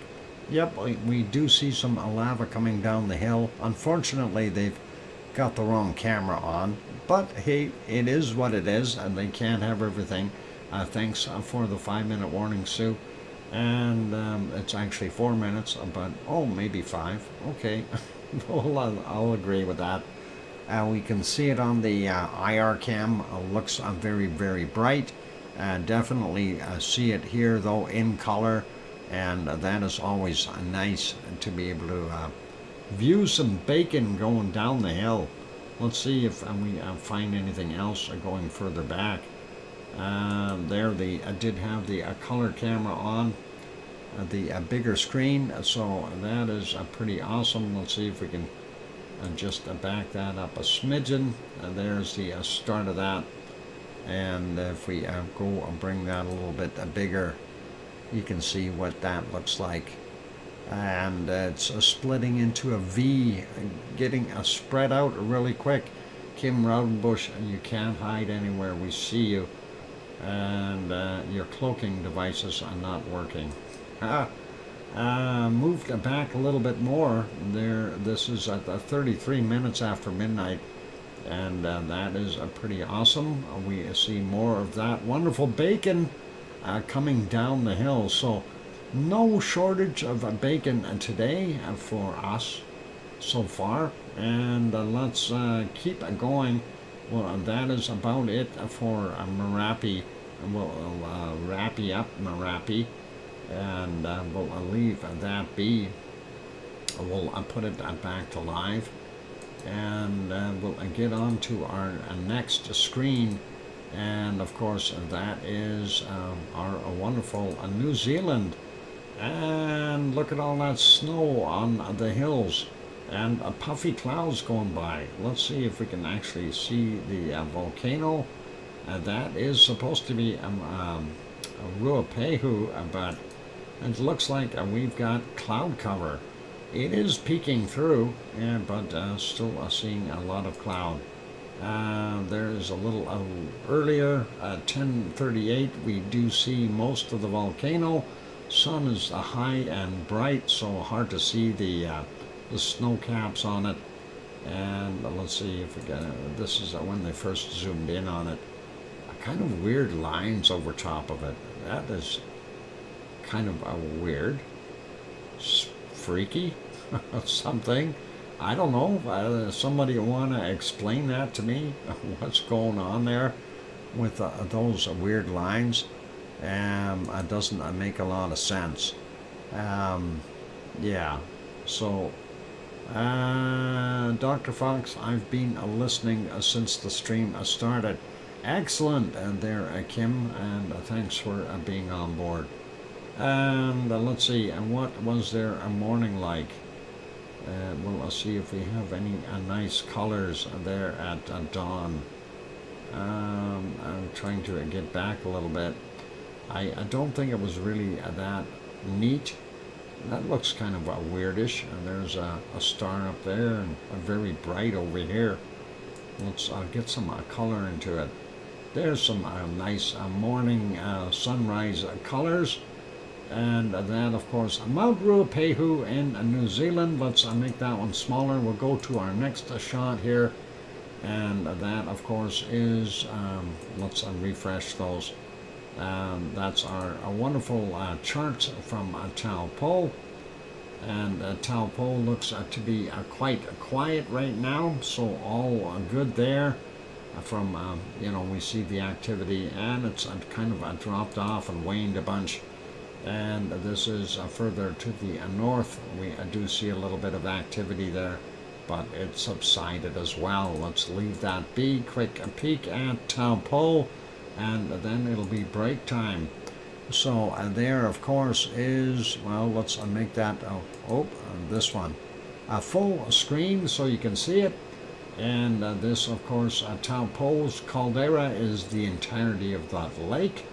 And you can see right in the back there, that light spot up there, that has got some cloud, but that is Mount Ruapehu. And there's the slopes of Mount Ruapehu in the background behind this hill. So, pretty awesome to see that. Anyway, that is what it looks like there today. Nice and clear in Taupo. And that is awesome. No flea markets or anything like that. And of course, this shot is courtesy of Suncourt Hotel and Conference Center there in Taupo. Let's make that smaller again, and we'll get you back over to our Hawaiian lava for right now. It is a time for me to take a break. Let's see if we can make that screen a little bit bigger again. There we go, and present view looking at the Old West Lava Pond and the Tow area, which both seem to have active lava flows going through them. Pretty awesome. Let's leave it there. I'm going to go have a break. For those good people who are here, if you have not yet hit that like button, give it a quick bop, please. Also, if you haven't subscribed to the channel, consider subscribing. That'd be really, really awesome. On that friendly note, I'm going to go take that break. After the break, we'll come back and we will take a look at, maybe we'll look at Semeru if we can find it. And Grenzed is here. Welcome, Grenzed. Good to see you. And yeah, I'll have to see if I can even find that screen. Where the heck is it? Oh, no, Semeru is not live right now. Let's see if I can do that again and just check. No, they are not. Or are they? Live stream recording not available. Okay, and that is telling me what I needed to know. But what about Mayon? Are they live? I'm going to take a look at that while I have a second. And no, Mayon is not live right now. So unfortunately, we're not going to see either one of those. What about Taal? Let me just double check that. And Taal is live with commercials and everything. So I'm going to go take a break, you guys. And when we come back, we'll take a look at Taal. And maybe we can even put it on Taal now. People haven't seen Taal for a while. Do you want me to leave it there, or you want Hawaii? That is up to you. And that should be okay. Let's see. Any takers? No. I'm what? Right. I'm off. The boys are gone live on Twitch shortly. Okay, catch you later, DJ. And haven't had a TV Taal. Good. Okay, well, I mean, we are seeing some lava flow there at Helma-Uma'u, but some people want Hawaii. Well, we'll go to Taal afterwards. Okay, we'll go there next. I'll leave this on for right now. Don't go away. Hit the like button. I'm going to go take that break. Keep smiling. Play nice in the lava. Try not to get hurt. That would really be bad. Lava will burn you. And not much happening at all. We'll see when I come back from the break. Hit the like button, you guys. Thank you. And yeah, we got Taal and Mayon and everything else to load up there, Sue. So no worries. When we come back, I'll be back in 5 or 6 or 7 minutes. And don't go away. Here's some music.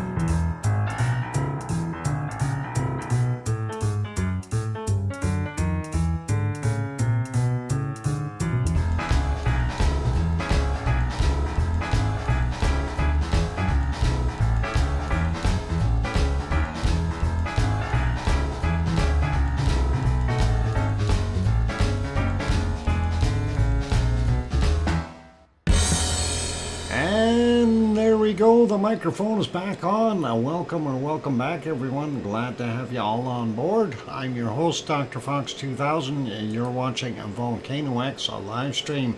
Thank you for the welcome backs from Mars 2028 and Sue and Kevin and Kim Rowdenbush is still here. My answer is I try not to. Something is, but it hurts. And Sharon Stewart says, I hear you, Dr. Fox 2000. All right. No worries. Awesome. Anyway, Halamaumu crater, they're showing that new Hornito that built itself up there. I knew that thing was going to do that. Yeah, right. And that lava flow, of course, heading to the west. You can see where that dark patch is and some cracks in it. Well, hopefully we'll be able to see it flipping a little bit. And thank you, Ken and Esca's country as well for that. Welcome back.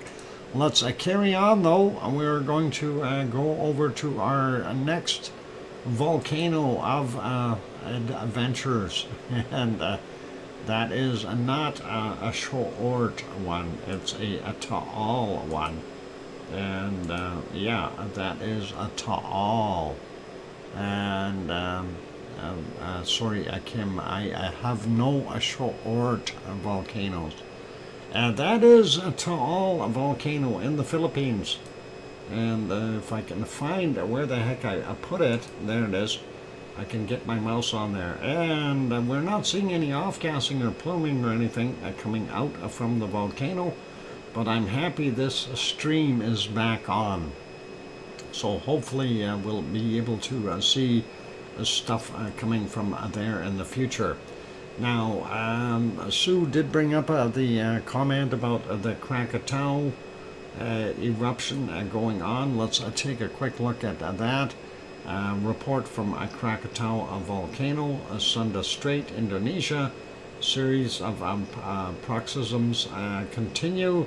Eruption sent ash up to 3.7 kilometers yesterday. This, of course, is what it looked like, and you can see it going way up. Kind of hazy conditions, but nonetheless, you can still see it. That is pretty cool. And of course, this is always a day late, so this is from the 10th. So when they say yesterday, that's what they're referring to as the 10th. Anyway, that is a fairly tall plume. Gotta love it. Did they have any other info there? Oh, this one also from the 10th. Another shot of it. Pretty nice looking. So worthy of seeing. That one has been quiet for a while. Yep, it's definitely picking up speed and steam. And that is a Krakatoa on the 11th at 1:02 a.m. You can definitely see it has some lava right there. We can see it. Pretty awesome. And that is all cool. And this is unrelated. Lava lake in the evening during a phase of crust cracking. That almost looks like Eruption, and that's the story I'm sticking to. I have no idea, but Tom Pfeiffer was the photographer on that. Let's see, this is nice. Again, they don't tell you where that is, but it's a beautiful Strombolian eruption. Tom Pfeiffer, the photographer, again, pretty awesome. And let's look at that. Okay, Ron and Adam, the lava flow. Okay, hope they don't get burned. Anyway, let's leave that be. A quick read of the strong eruptive episode at the volcano continues at irregular intervals. Surveillance cameras from the PVMBG Volcano Institute observe at 14:31 local time yesterday an intense explosion from the volcano's cinder cone that generated a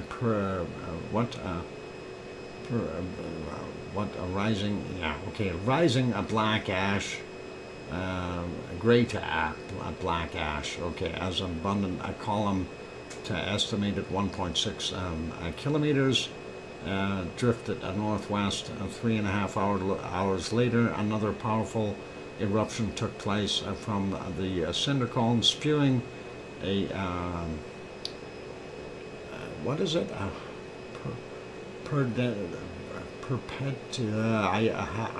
For some reason, I'm having problems with that word today. Okay, gray to black ash. I'm going to just skip it. I don't know. Sometimes some words just don't want to come out. That's crazy. The spectacular ash plume. A volcano rose up to 3.7 kilometers and dispersed towards the northwest. Perpendicular. Okay, perpendicular. How about that? Boy, sometimes I don't know why my brain doesn't work. Anyway, that is what we've got at Krakatoa. And let's take a look at the next one. And this is the first report from Mayon. And that is what we've got going on here. So, Mayon volcano, Luzon Island, Philippines, intense activity continues. A likelihood of sudden explosions and or dangerous pyroclastic flows remains high.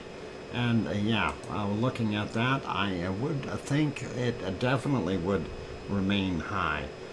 Incandescent hot rock falls from the summit lava dome at Mayon volcano. Images from Jamie Sensioko. I hope I said that right. Anyway, that looks pretty awesome. And we will check the next one. Has nothing to do with it. But you can go over to Ijan and pick these coffee beans. These are coffee beans, by the way. And that is over at the Ijan caldera. Tobias Ashore is the photographer for those. Anyway, as it says here, the activity has been picking up at the summit event. A number of glowing dome block avalanches intensifies over the past 24 hours. Local seismic measurements and visual observation detected 177 events, which is thrice as much as registered on June 10th. So lots of extra. I haven't seen that word for a while. Thrice. 3 times as much. Anyway, much of the emanated incandescent material from the summit lava dome tumbles down along the south and southwest or southeastern ravines at about 700 meters distance from the crater. The live stream can be seen here. Oh, they've got a live stream? That doesn't look like... yeah, that is our friend Lava. He's got himself in there. Lava TV cabs.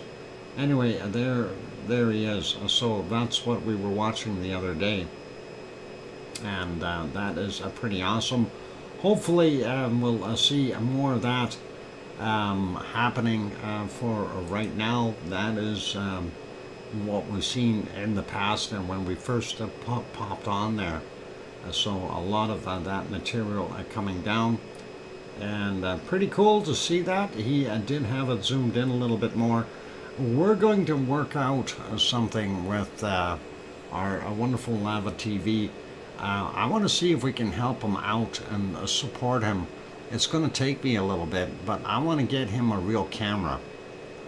Because the camera he's using is a cell phone, and I think he would be far better served with a real pan, tilt, and zoom camera that he can permanently mount. He is taking this shot from his house, so he does have a good view.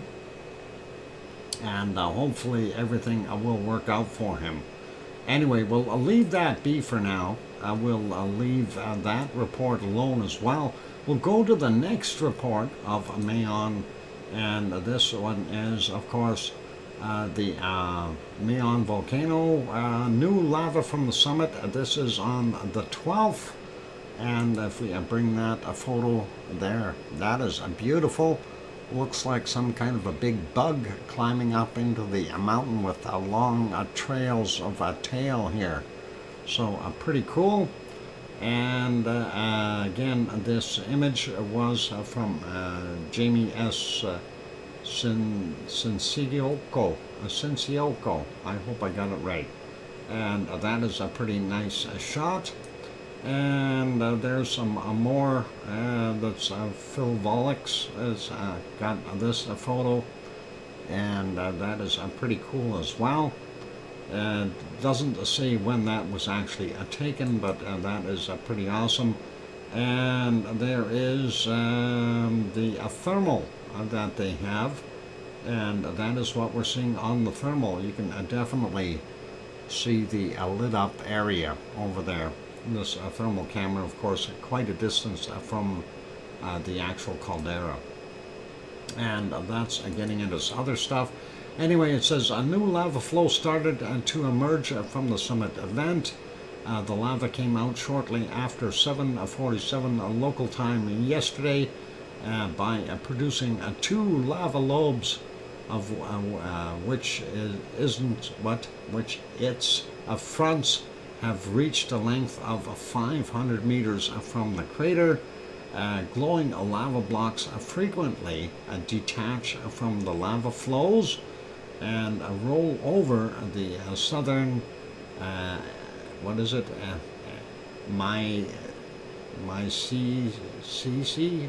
don't know if I said that right, southeastern Sud gullies, descending approximately 2 kilometers in distance from the summit. So a weak seismic activity accompanies the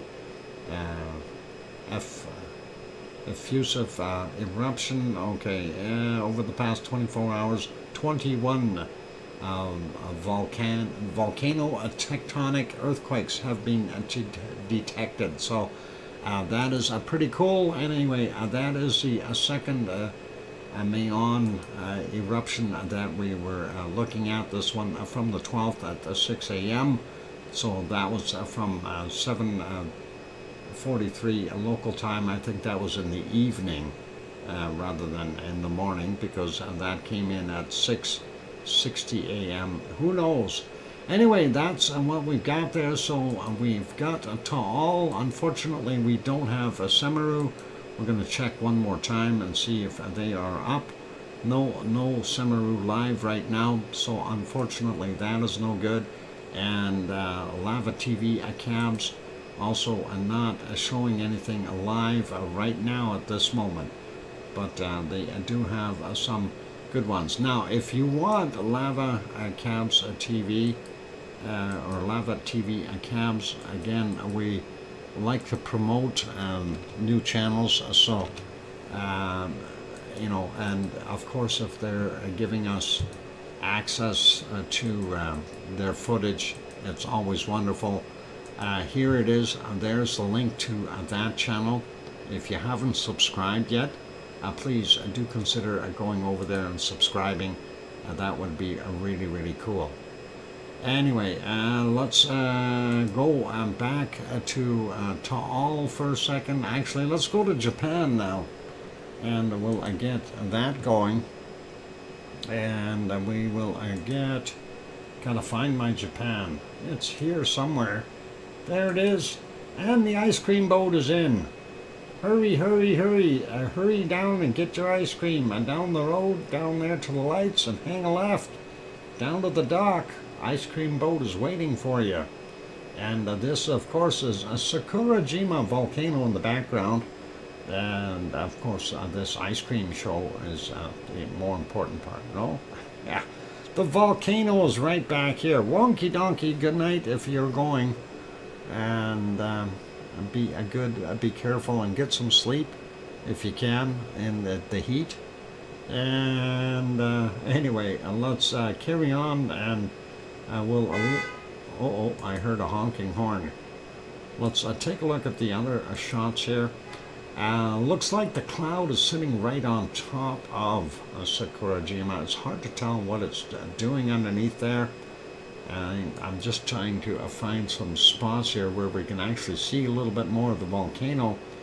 That one was about 2 hours ago, not seeing too much.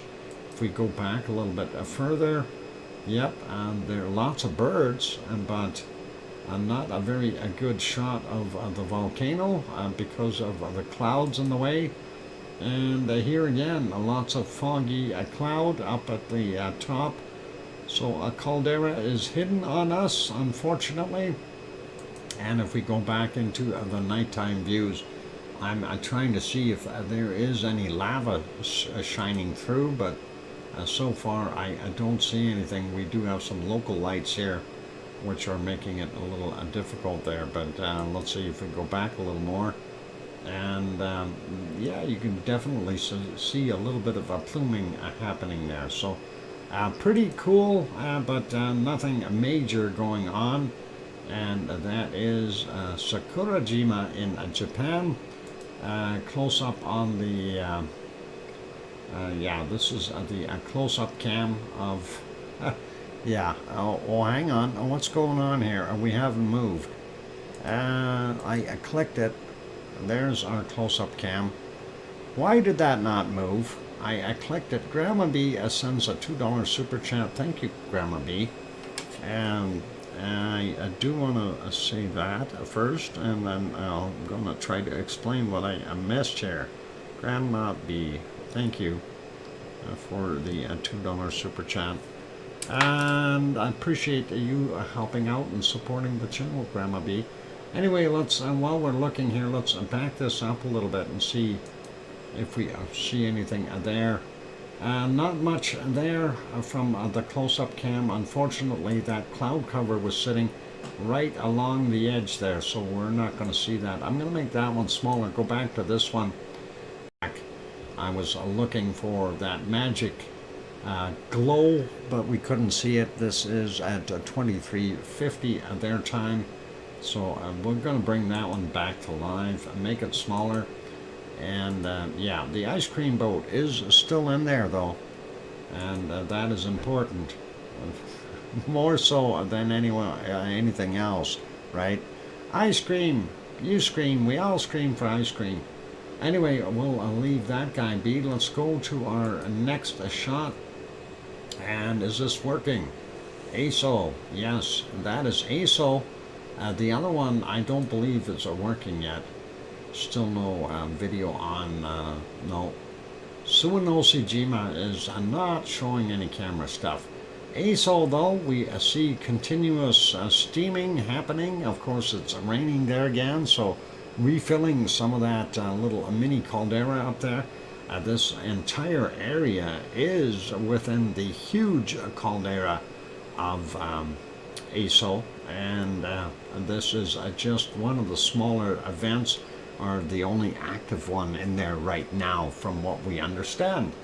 So that is what we're seeing, and definitely some off-gassing. And of course earlier it was a kind of this kind of condition, so fog and rain. And if we go back even a little bit more, you see what it looked like in the clouds. So let's put that back on live.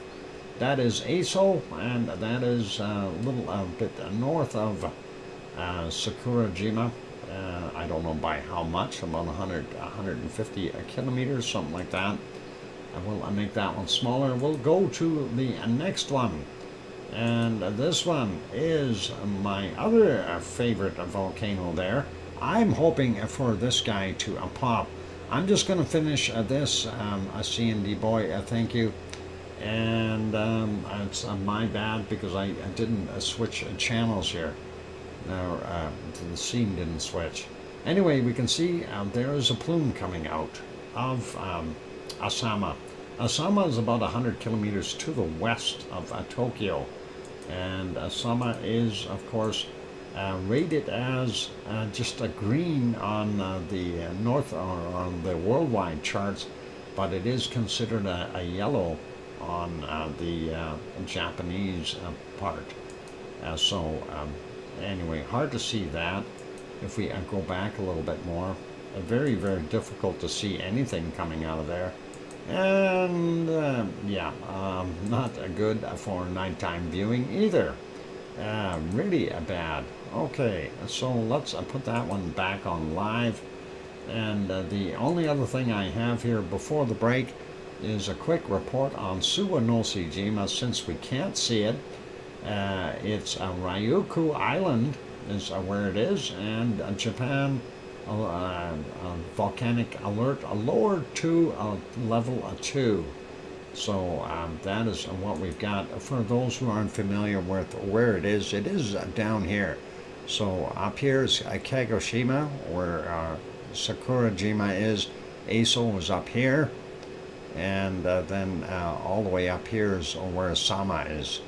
So this is Suwanoshijima down there, and they have lowered their level. Let's see what that one is. Okay, not the same volcano. Let's kill that. So at 11 a.m. on June 9th, the Japanese I'm having trouble speaking today. Anyway, JMA lowered the volcanic alert level for Suwanoshijima from a level 3 to a level 2. So what's it say here? Restriction on proximity of the volcano. Okay, basically, in other words, you can get a little closer. The restriction zone now stands at 1 kilometer compared to 2 kilometers in level 3. So, in other words, hey, they're okay. That is all good. If I shut my eyes, I'm snoozing. Don't let me shut my eyes. I'll snooze too. Let's get rid of that. And this is, of course, Asama doing its thing. We're going to make that one smaller. Make sure the other ones are smaller too. That one I'm going to actually get rid of since they don't want me to do anything with it. All right, well, I'll do that.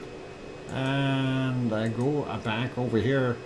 One ice cream boat took off. The second one is coming. You guys can still get an ice cream if you hurry down, and that'll be awesome.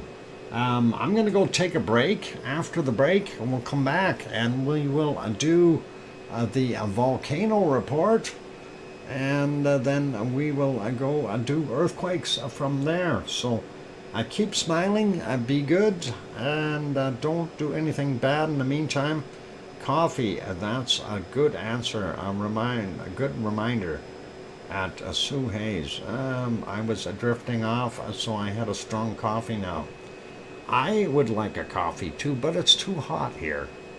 I need more Pepsi, and I don't like ice cubes, so only a Pepsi, a cooled Pepsi. That'd be awesome. Anyway, your ice cream boat is in. Get an ice cream instead. That'll keep you awake. Maybe you can try that. Anyway, I'm gonna go for the iced tea. No, Kananaskis country. You know how long that takes? That means I have to brew tea, then I have to take it and cool it. I can have some for tomorrow, maybe. Yeah. But in the meantime, I'm going for a break. Don't go away. Keep smiling. Hit the like button if you haven't done that yet. Here comes some music. I'll be back.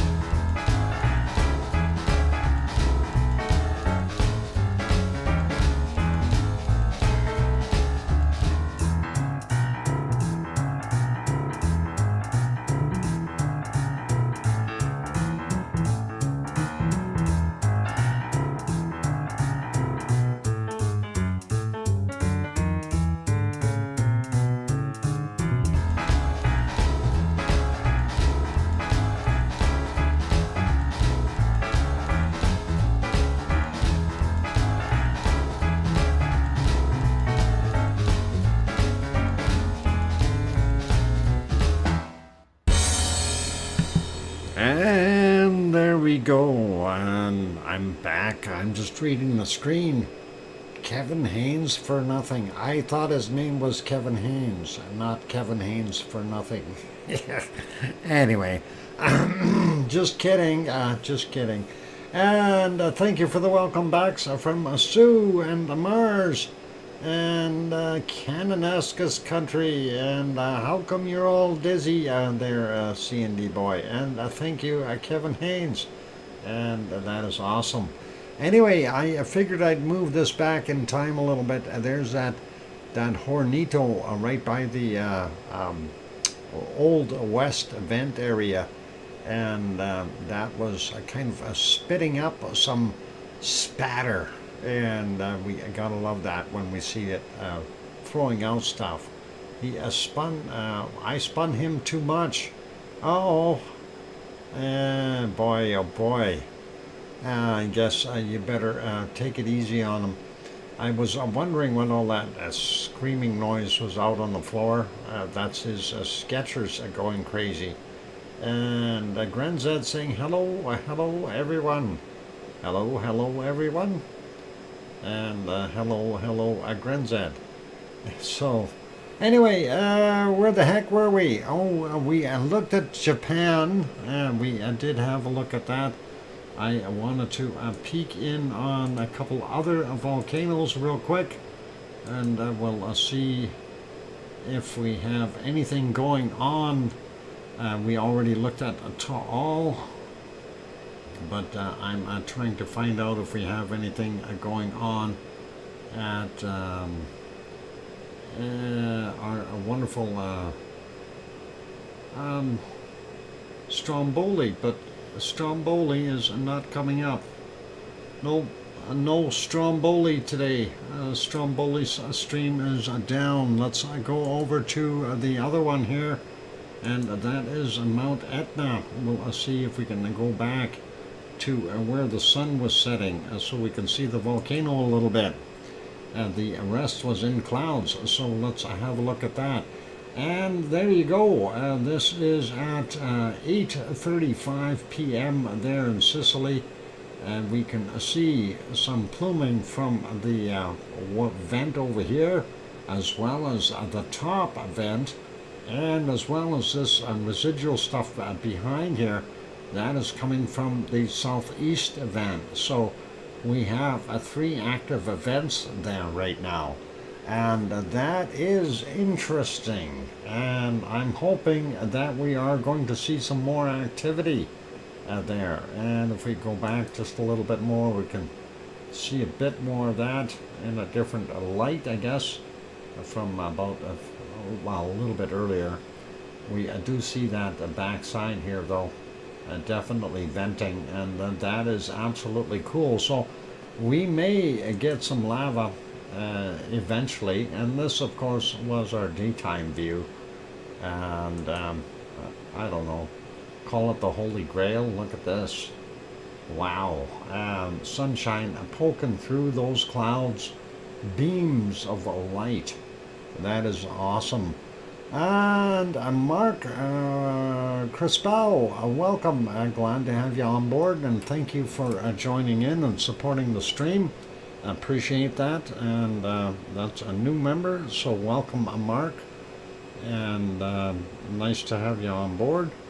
And just writing that down, so awesome.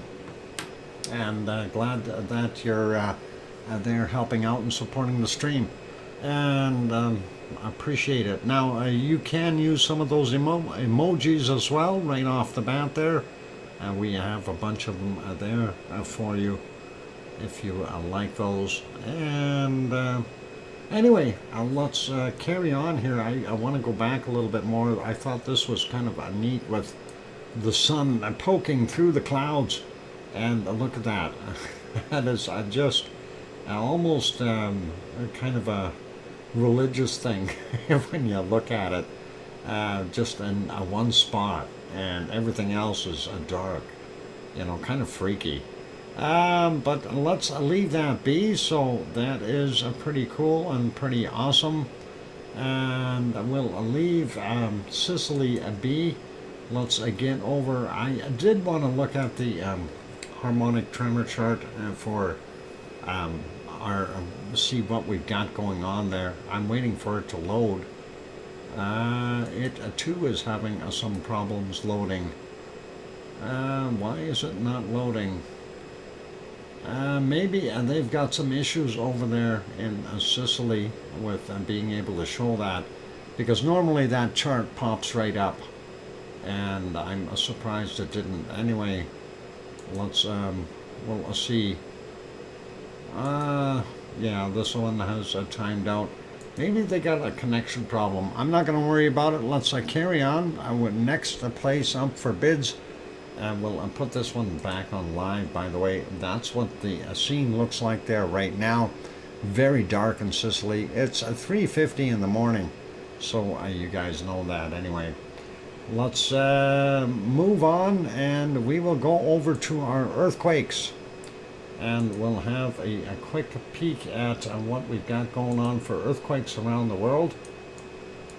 And of course, we always like to start out up here in the Kamchatka Peninsula, right up atop of the Russian territory. We do have one here.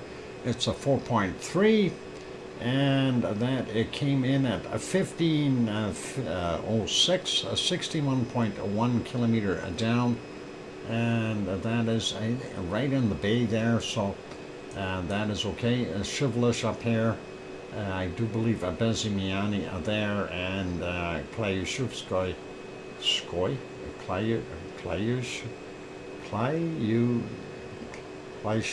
oh, never mind. I'm having a hard time with words today. Volcano report. Darn it, Sue, I knew I forgot something. Let's pause on this. We'll get back to that in a minute. Let's go do the volcano report. I'll leave that lovely scene from 5:29 a.m. onward on the screen. Let's see if we can make that go. There we go. And we'll do the volcano report. Thank you, Sue, for reminding me. I'm not thinking too well today. I have a lot of other things on my mind. Klayushevskoy. I did say it right. Bob, give me some of that coffee. I need that. Anyway, yesterday's stuff. So from a late Sunday volcanic activity, 8 volcanoes.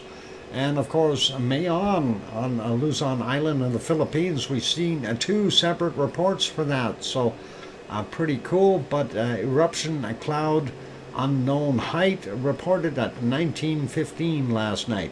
Nevado del Ruiz in Colombia, volcanic ash emissions 22,000 feet, 6,700 meters, reported at 17:45. And let's see, next one, Krakatoa, we already had a look at that report, and it's going up some 3.7 kilometers into the air. Hopefully it is going to behave a little bit. Suwanoshijima, the one we can't see, and they've downgraded it, but it erupted to 6,000 feet, 1,800 meters, reported at 1930, and we did see that separate email. Also, Ibico on Paramushir Island, Coral Islands, there in Russia. Boy, am I having problems reading today. Erupted to 15,000 feet or 4,600 meters, and 2,100 was the time on that. Shivlish in the Kamchatka Peninsula in Russia, volcanic ash to 12,000 feet or 3,700 meters. That's what we didn't look at. Shivlish. I was trying to get over there. Reported at 21:15. Dakota on Halmahera Island, Indonesia. I really had to do that. Volcanic ash, 7,000 feet, 2,100 meters, reported at 22:30. And Reventador in Ecuador, volcanic ash not detected, reported at 23:15. Let's see what we have for Monday's activity. Wow, 10 volcanoes. Sabancaya in Peru, continuous ash emissions to 24,000 feet, 7,300 meters, reported at 1:30 a.m.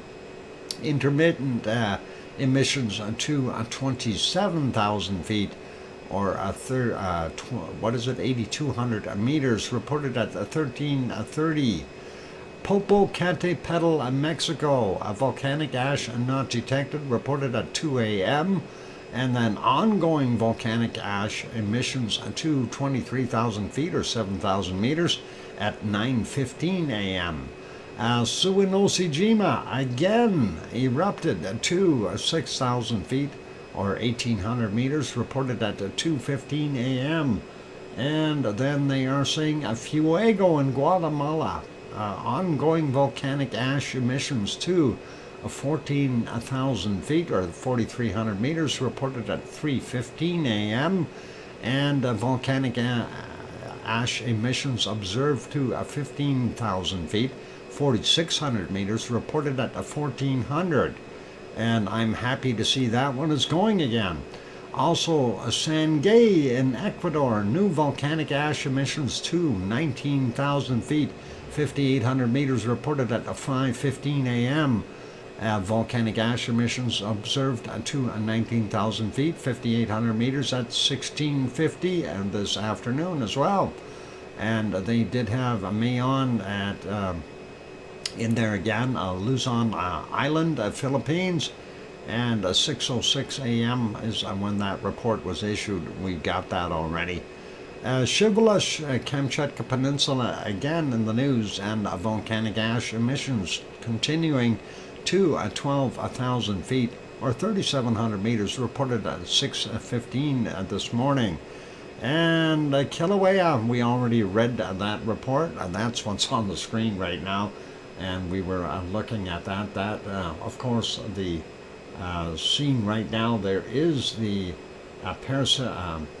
parasitic event on the southwestern corner of Halima-Uma'u crater.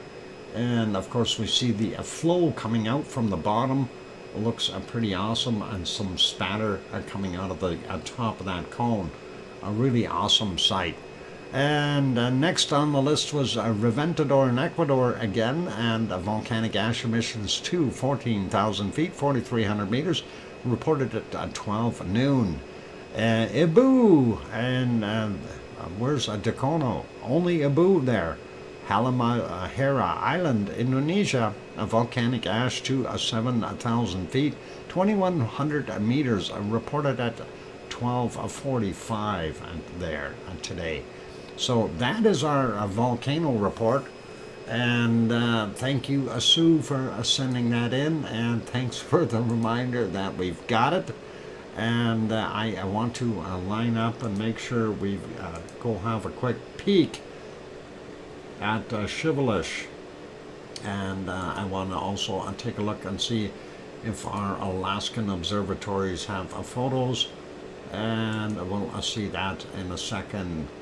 And okay, so let's start out here, and this of course is Pavlov hiding behind the clouds. Pavlov is in there, I promise you. It hasn't moved, nobody's taken it, at least not that I know of, unless some Martian has burned it with his rocket when he was flying over. Hopefully he didn't. And next one, here's another no-go, and that's the Great Sitkins. Yeah, it's in the back of the clouds there as well. Unfortunately, we can't see it, so we'll leave that be. And no, not me. Oh, a good thing. Mars 2028. You hope not. And no segments are currently affected, so no volcanic ash are there in any of those areas from our wonderful stuff from the Kamchatka Peninsula or anywhere on the Aleutian Islands. But I did want to bring you over to Shivalish, and there is a Shivalish loading the close-up view. We'll make that bigger. There we go. Hard to see. The stuff is fairly low as far as cloud cover, and we aren't able to see the caldera. We just see the edges here, and we know it's in here. It's just all foggy and cloudy. Let's leave that one be. We'll go to the other medium-sized shot. That seems to be a little bit better right now, and you can definitely see the shape of it, and that caldera is in the middle here, and it is a building. That bulge is building back up. I really can't tell if we got that secondary plume back here.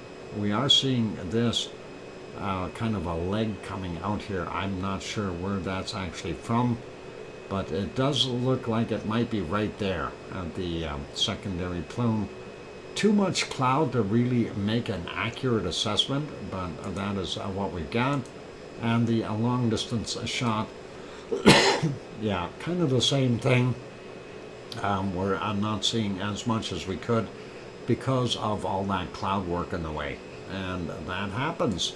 That is the story of observing volcanoes. Let's get back over and we'll take a look at the rest of the stuff there on our earthquakes. So yeah, there we go. So Shivelish is right there. That's the one we just looked at. So that quake not too far away from there. Anyway, that is 4.3. We'll leave him be, and we look along the islands here, not seeing too much activity and nothing happening much there. We do have this little quake, 3.9, and Nikolsky, Alaska is the closest settlement, and that was 113.7 kilometers down and came in at 30 minutes after midnight. Looking around, I don't see anything big, nothing more over here. Some little ones close by, but nothing bigger showing up. This one is right on the, well, it's technically the San Andreas fault. And there you can see 2.5 in magnitude from yesterday. 2214 was the time on it. Moving down the coast a little bit more, and we do see this one here, 3.0, and that is across from, what is it, Langlois, Oregon, if I said that correctly, since I can't read today. Anyway, no tsunami or anything like that. It's kind of hiding in this side or a relief of fault, so nothing crazy. But the Wanda Fuca fault or Wanda Fuca plate isn't really moving very quickly. It's all good. Looking at some of the activity here along the San Andreas, we do see a few little guys here on 2.3 from Pinnacle, California. 1928 is the time on that one. 4.9 clicks down. The other one there, 2.1. And 1904, 7.1 kilometers down. Just little guys, and nothing major. I don't see anything big over there either in the Caribbean area. Nothing major in Central America. Nothing until you get down here, and this is in Chile, 4.8, 6:37 a.m. 10 kilometers down for that guy. The other one in Chile, 4.0. From 2:51 a.m., 98.4 kilometers down, and those are Chilean. And let's see, nothing in the South Sandwich Island region. A quick peek over at what we've got around New Zealand. Nothing there. Nothing down in the other Antarctic ridges. We'll zoom in here. We do see this one, Fiji Island area, 4.5, 7:51 a.m., 607.9 kilometers down for that guy. Moving over Papua New Guinea, this will actually be Solomon Islands, it is, and 5.0, 11 minutes after midnight, 10 kilometers down for that guy. Banda Sea area over here, and they call it Tanimbar. Is that like Tannenbaum? Tannenbar. 4.6, and that is from yesterday at 21:17. What is that? 96.4 kilometers down. And over here, we're, well, near Krakatoa. There's a Krakatoa there, right in between those three little islands. We'll zoom in a little bit. There, that's a Krakatoa. And there is the earthquake, and it is a 4.9, and just off the coast of Sumatra. It happened at 3:08 a.m., 73 kilometers down for him. And looking at the Philippines, everything quiet. Taiwan, quiet. Quiet out in the Japanese islands and Guam and those areas. Quiet in Japan, and quiet in the Coral Islands. So everywhere is quiet, and that is a good thing. China has this guy, and that is a 4.4 from 1552, 10 kilometers down for that guy. And the next one is non-existent. That's it. Okay, I'm going to take a break, you guys, and we're going to come back after the break. We'll take a look at Hawaii and see what little breaks they have, or quakes, I should say. In the meantime, I'm going to put it back on this, and for those good people who are here, if you haven't hit that like button yet, give it a quick bop. Also, if you have not yet subscribed to the channel, consider subscribing. That'd be awesome. And yeah, the C&D boy just brought up the link for the Hawaii map. Of course, that is supplied by USGS. Has all kinds of features on it, including locations of other still cameras and stuff like that, as well as tilt meters and seismicity meters. And what else we got over there? I don't know if they got gas metering. I can't remember. I haven't looked at it for a while. But I'll leave that be. It is a time for a break, so I'm going to go do that. Don't go away after the break, and we will finish off with the earthquakes in Hawaii, and then we'll maybe have a quick peek at our wonderful Canary Islands, see if anything is cooking there. And then from there we'll get to the SO2, and after that the weather. So don't go away, more to come. Hit the like button and I'll be back. Here's some music. Thanks.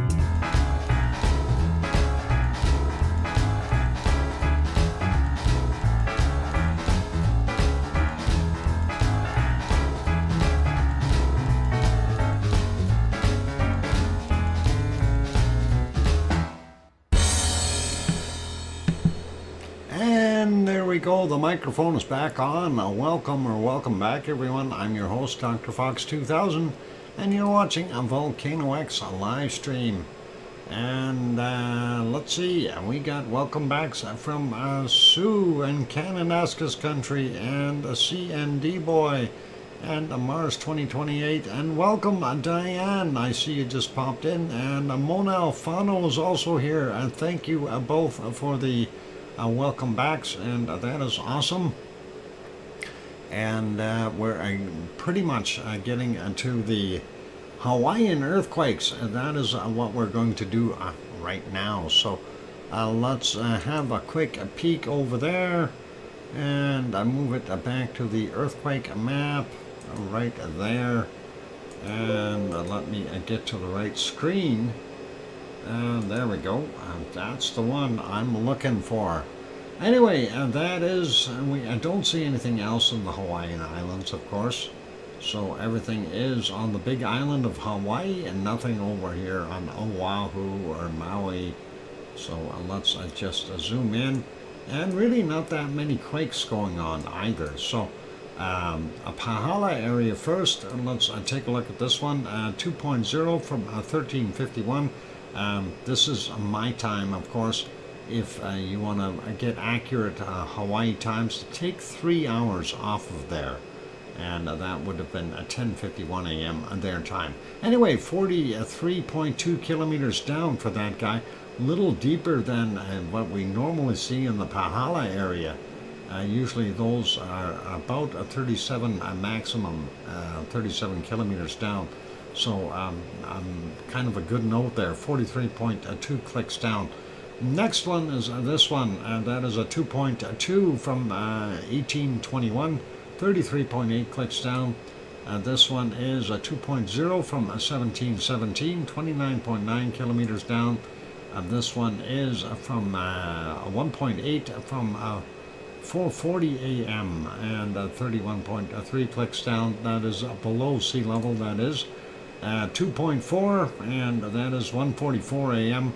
our time, 30.5 kilometers down. The next one is 1.9 from 3:06 a.m. and that is 30.8 kilometers down. That's it for the Pahala area. We don't see anything directly on Kilauea, at least not around the Halemaumau crater.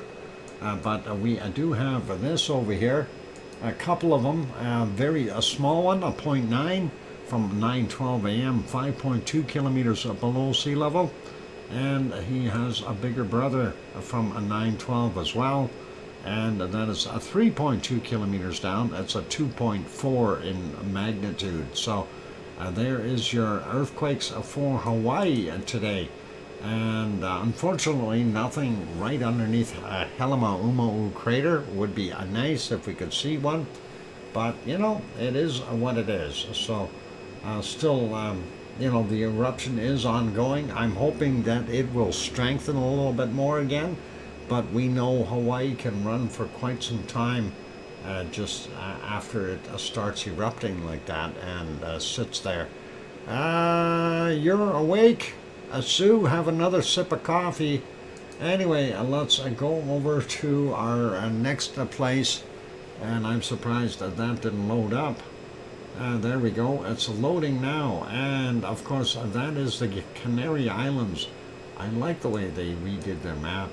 I'm sliding up here a little bit to take a look at this area. Of course, out here is where our actually, we can zoom in and look at it a little bit differently. This, of course, is out there at the Azores, and you can see what we are seeing there. There's Pico Island, and St. George, and Fayal Island, and Terceira over there. So it gives you a pretty good idea, and San Miguel right in there. So that is our Azores, Azores, and let's get back over to the Canaries though, and we'll take a look and see what we've got cooking over here. And our focus, of course, is on La Palma all the time, so we won't go through all of them that are on Tenerife or Gran Canaria or those areas. but we do see a new one there, a 0.9, very small, 15 kilometers down. Not going to worry about that. That's a brand new one, by the way, 7 minutes after midnight at their time. So very fresh. Let's just have a look at this guy here, though. And that one is from the 11th at 1923. It's a 2.2, and that is, let's see if we get on that. Yeah, 25 kilometers down for that guy. And that is down south here. And that is interesting. There is La Palma, and we have 4 quakes in La Palma, or 5, my bad. The latest one is right here, the old caldera, 0.7, 13 kilometers down underneath it, came in at 2113. And that is kind of odd, but hey, we don't mind that. And let's see the other ones here. What do we got? This one is 1.3, 16 kilometers down. Happened yesterday or 2 days ago. This larger one, 2.3, happened on the 10th at 22:27, 15 kilometers down. And for those who recall, of course, I call this Cumbre Vieja was the last eruption that we had there, but of course the entire area is on the southern end here is Cumbre Vieja. So let me just see if I can get this kind of working in a box here. And that is actually, Cumbre Vieja is about like that.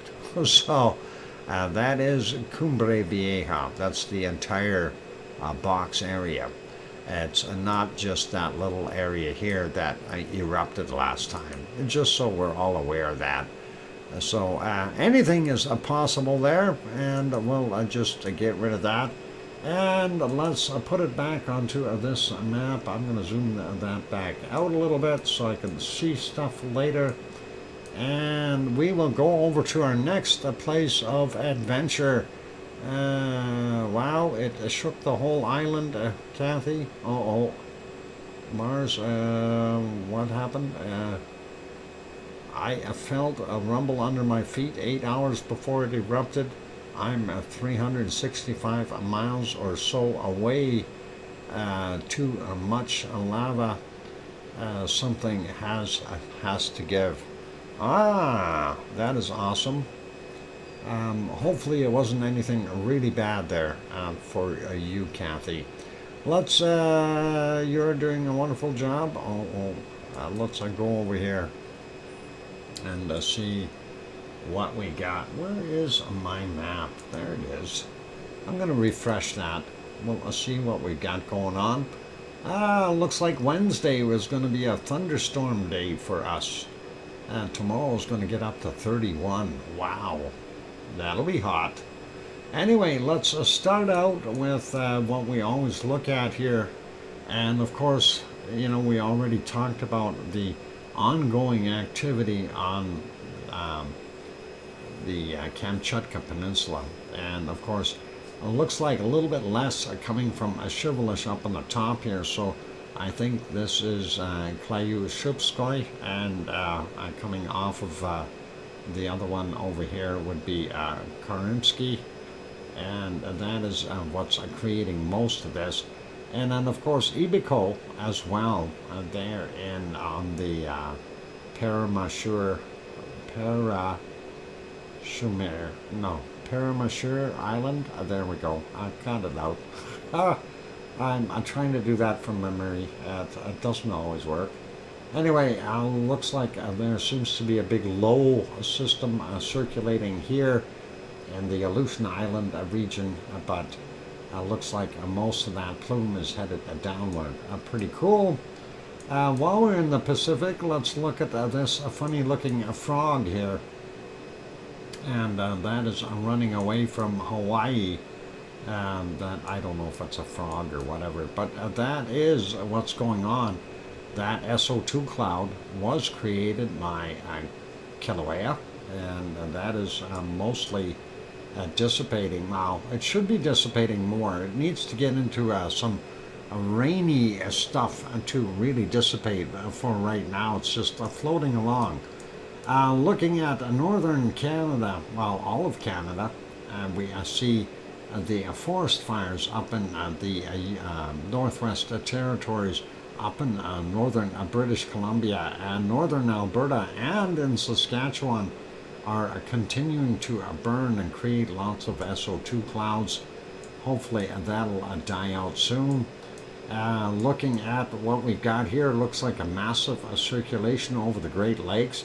So that smoke that was coming down from Quebec is no longer an issue. So that is being blown back up, and it's actually getting pushed up. And we see another circulation here, so that is likely where it is in Quebec right now for the most part. And looking over a little bit further east, it looks like Labrador is okay, Newfoundland is okay. The emissions from Nova Scotia don't look as heavy by any means from what we've had, and we still see a little bit of SO2 there, and New Brunswick and Quebec area there. So we're going down a little bit more.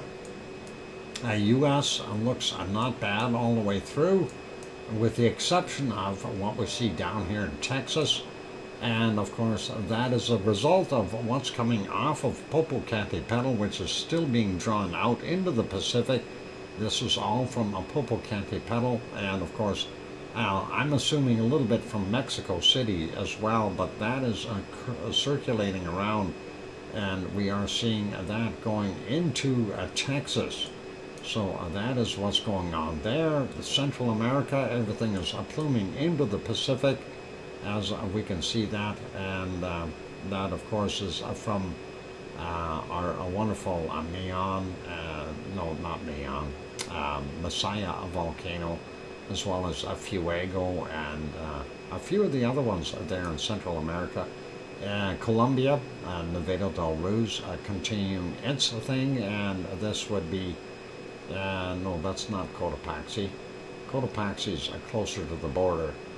But anyway, we've got some SO2 coming out of there, and this long stream coming across here, that would definitely be from Sabancaya, and that's what we see there. Now, I'm a little confused with where this is coming from. Let's take a look at that. So, this is still from what we suspect to be a submarine volcano near Easter Island, because that plume is continuing, and it is a very, very long plume, and it's getting all the way over here to Argentina. Yeah, so that is, pardon me, Pepsi drink time, hang on.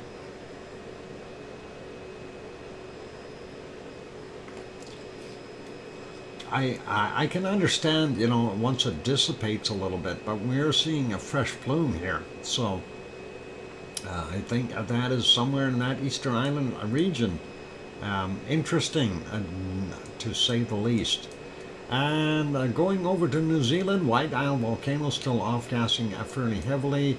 And we are seeing the residual stuff from what was coming from Sydney, or the coking plants there, as well as the oil refineries by Melbourne. And looking up here, Tofua in Tonga region is still doing its thing. Yasur, Aoba, and Agawa doing their thing. And our friends there in Papua New Guinea still working away. Luolotolak, there we go. Still putting its stuff out. And of course, that would be from Semeru. And this area here would be from Merapi. And then we take a look over here. Jakarta is putting out a fair amount of SO2, but we also see, let's get rid of that, we can also see a fairly red area, and there is a Krakatoa right in the middle there, son of a Krakatoa. And then we look at the other ones. I'm not going to worry about them. Ibu and Dakono are still working away there and sliding up a little bit more. Mayon and Bulusan are busy and making this a plume. Taal volcano is likely responsible for a good chunk of this, and Taal is right in here, of course. And then we've got the other part is coming from Manila itself. China looks pretty bad. Taiwan a little easier today. Suwanosejima, with its eruptive activity, is continuing to do what it does, and that's out there on Ryukyu Island. And of course, this dark patch, that is Sakurajima doing its thing, sliding up a little bit more. We see this is the location of Aso, and you can see that plume heading to the east from there. And going up a little bit more, we see this is Tokyo. This darker area here, that is from Sama volcano. And we go back up and we see Kamchatka Peninsula, pretty self-explanatory. We already went over that. And it looks like India, pretty normal. There's that storm. I'm surprised it hasn't hit yet. It's still off the coast. Oh, wow. Anyway, normal in India. We see a pretty normal activity down here as well. Well, I won't really call this normal. This is kind of odd to see it go down and come back up and get into Madagascar from the smelting plants there in South Africa. And Democratic Republic of the Congo. What is a what is it? Oh boy. Never mind. I'm bad with names today. Goma 1 and 2. There we go. I'll leave it as that. Yeah, it's... Yeah, Naira Gondo and Naya Muragira. Thank you, Asu. I'm having a trouble pronouncing things today. I have no idea why. Maybe it's the heat. I think it's got to be the heat. Saudi Arabia, we see a bunch of dark spots here. Oil refineries, Saudi Arabia, Kuwait, and also in Iraq, around several places in Iraq, as well as Iran. I'm not going to worry about the locations. And looking at what we've got here, that plume is from Mount Etna, and from Stromboli, looks like not so much from Volcano. So that is what we've got happening there. It is another break time, you guys, so I am going to take another break. After the break, we'll come back and do a condensed weather, and we'll go from there. So keep smiling. I'll put you back on the lava from earlier. This is 5:30 a.m. as you can see up there on the clock from Helima Umo crater, and we'll let that play for the intermission. I will be back after the break with the weather, whether we like it or not. It's happening. I'll be back. Hit the like button if you haven't done that yet. Let's see if we can get over that 100 mark. I'm seeing 85, and we got 33 people in here. Maybe a few of you haven't hit that button yet. That'd be awesome. Also, if you're sitting on the sidelines lurking, now's a good opportunity to hit that subscribe button if you haven't done that as of yet, and help us support the channel. That'd be awesome. I'll be back in a few minutes. I keep smiling and play nice in the lava. Here's some music for you.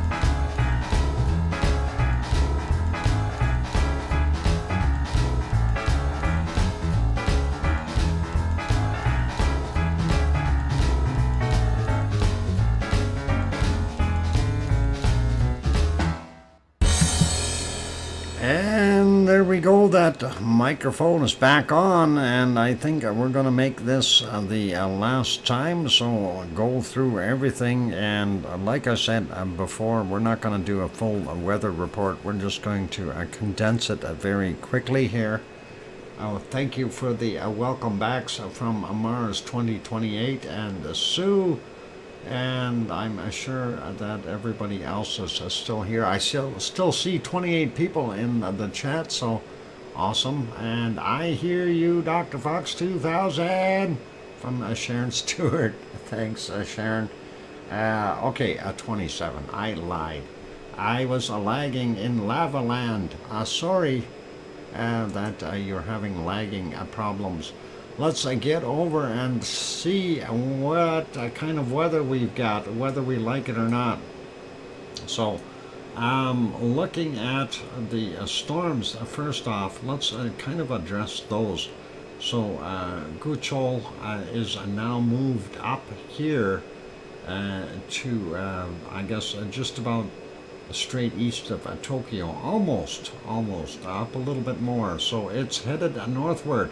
I thought it was going to make landfall down here somewhere, and I'm really kind of surprised that it's moving where it is. The other one that is of interest, of course, is this one, and I thought by Parjoy would have made a landfall somewhere around Mumbai or this area, and I am surprised it is still sitting out here. I do want to see something. Wind speed. I want to see what we've got in here. I'm just curious. I'm sorry if I'm being a little bit nosy, but we are seeing some wind speeds, 144 kilometers per hour. That is just about 100 miles per hour. That is a pretty heavy-duty speed.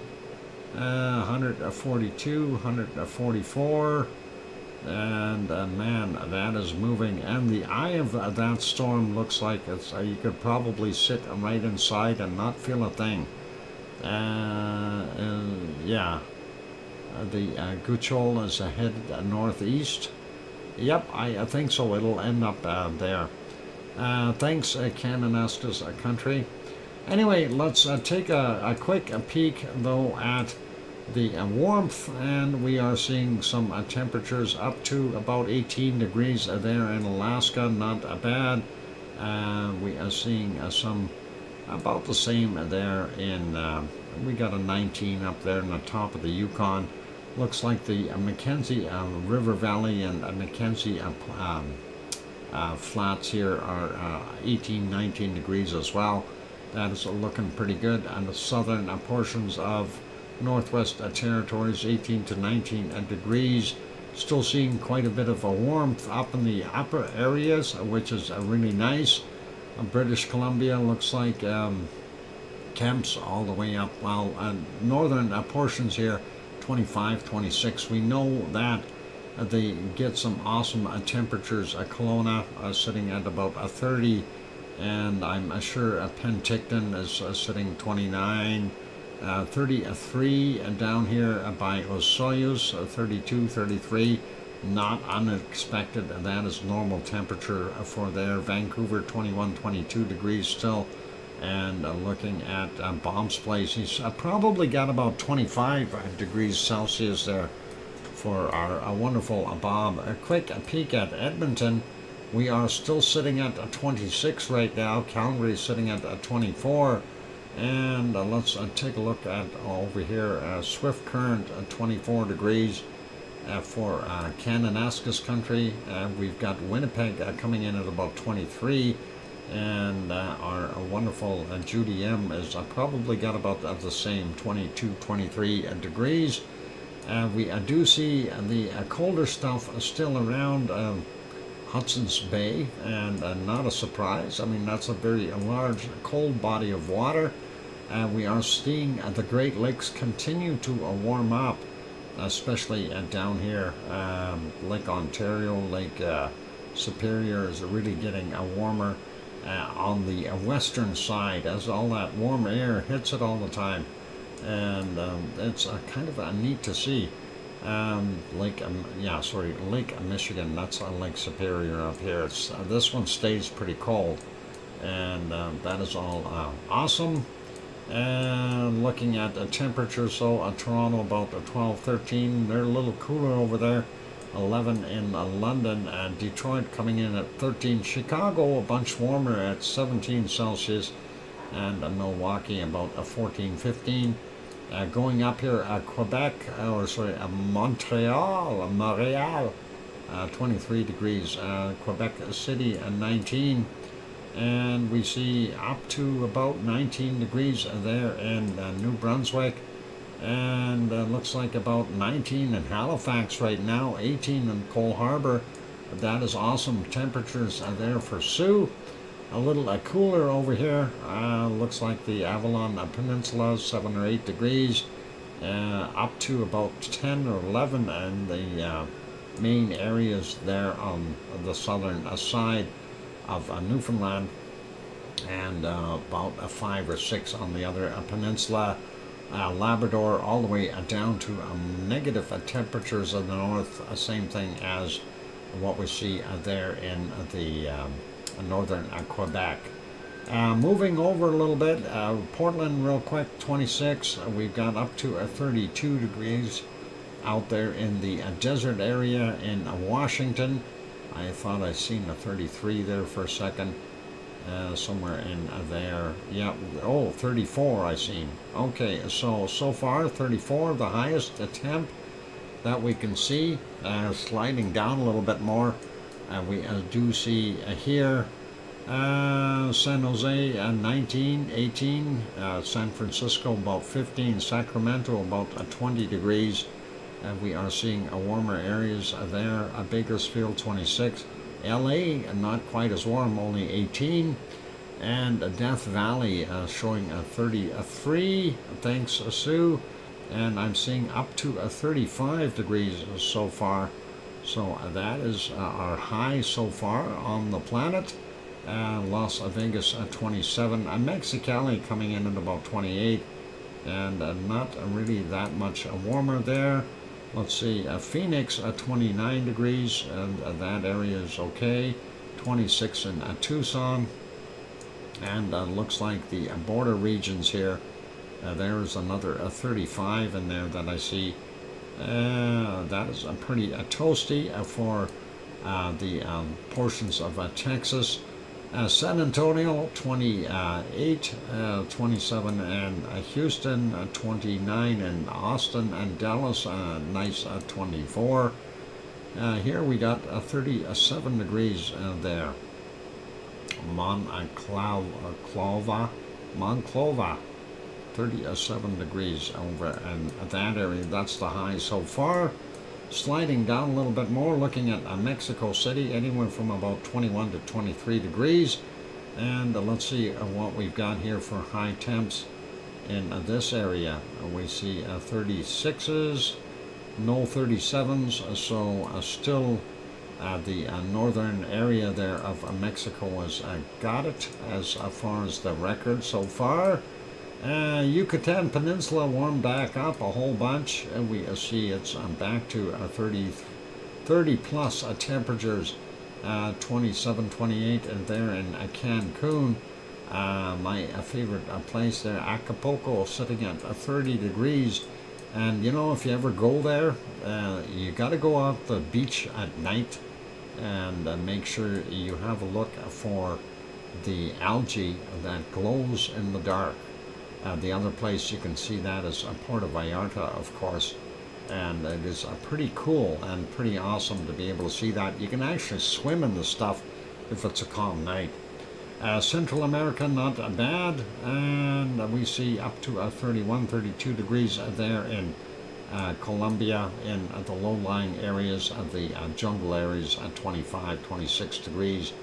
And we see the Amazon basin anywhere from about 25 to 27 degrees. Rio de Janeiro 21 right now. Sao Paulo coming in at about 17. Looks like it's a lot cooler in Argentina. And Paysandú coming in at about 4 or 5 degrees. Wow, that is cold for down there. and we're seeing a 7 or 8 in Buenos Aires. And look at this, and we've got up in the mountains a minus 18, minus 19 anyway, minus 19. That is horribly cold. The rest of the area looks like they are getting ready for winter. Moving over to New Zealand. Let's see what we've got there. Looks like they warmed up a little bit that high, bringing down that warmer air.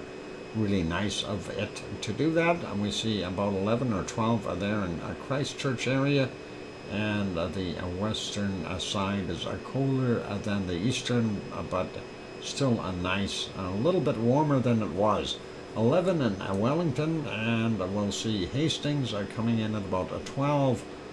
Taupo probably about 11, yep. And we are seeing about 14 to 15 degrees, a couple spots with 13 there in the Bay of Plenty. Hamilton 15, Auckland 15, and it looks like 14s and 15s for the peninsula for the most part. So that is what we're seeing there. Sliding over, Hobart coming in at 12. Melbourne for our wonderful Leo is got about 13 or 14 degrees Celsius. Adelaide a little bit colder actually. From the looks of it, looks like they got warm air blowing around them though. 15 and here 16, but looks like about 11 or 12. And Canberra is still fairly cold, but 13 today. Looks like a 19 there in Sydney, and home of Oz 23 degrees. That is awesome, and looks like the warmer air has moved back in. We see temps up to 31 degrees up in northern Australia here, so that is nice. There's even a 32 up there, so really good. And about 16 degrees there in Perth. It's nice to see it not all green. That is too cold.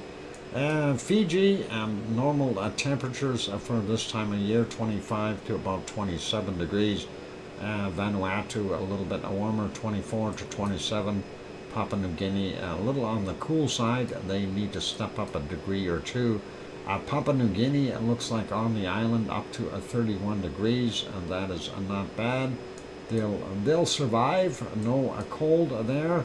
And the Indonesian side up to 31 as well in some places. And as things warm up, and we see 30s, 31 degrees temperatures in a lot of places in Java, as well as up to that 30-degree mark in Sumatra. Singapore coming in at 28 right now. And let's see, Bangkok coming in at about 32 degrees. That is pretty awesome. Manila coming in about 31, and that is okay. We are seeing some very hot temperatures. Hong Kong 31 right now as well. The humidity level there must be crazy for those good people. Biparjoy expected to make landfall between Mandavi and Karachi. Okay, and thank you, Sue. 32 degrees in Bangkok, according to the weather guessers. All good. And let's see, looking at Kagoshima, 24 degrees. Even with the stormy conditions, still looking pretty nice in those southern islands as well. There's Tokyo, 26 to 28 degrees. There's that bad Guchol. Guchol is a bad storm. And then we go up a little bit more. Sapporo coming in at about 20. And look at this. We've got, oh my God, what are we going to do here? It's 27 degrees there. That is incredible. 27 for the high that we've seen there on the Kamchatka Peninsula. I've never seen it that warm there. That is pretty good. Let's leave that be.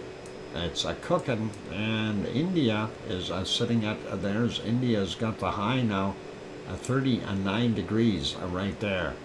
and that is pretty hot stuff. So India is taking the high temperature today.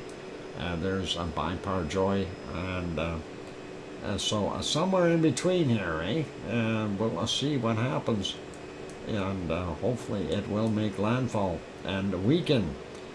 Cape Town, about 14 degrees. Southern Africa looks very cold. South Central Africa, not so bad. And then we get into the Sahara Desert looking for some hot spots. And we are not seeing anything as high as 39. Oh, there's a 38. And let's see, do we have anything higher? 37, 38. And no, we're not seeing that. 38, so they're a close second to India. 38 degrees there. Oh, yeah, we got a 39 right there. So that is a tie. All right, Sahara Desert and India have tied temperature-wise. And looking over here, we're seeing Saudi Arabia is catching up very quickly. They do have a 39 in there. I did see it. And there it is, right there. So 3 areas that are 39 degrees. So Saudi Arabia, of course. And we are seeing some of that stuff in pretty hot there in Oman as well, and UAE. Definitely above the 30-degree mark.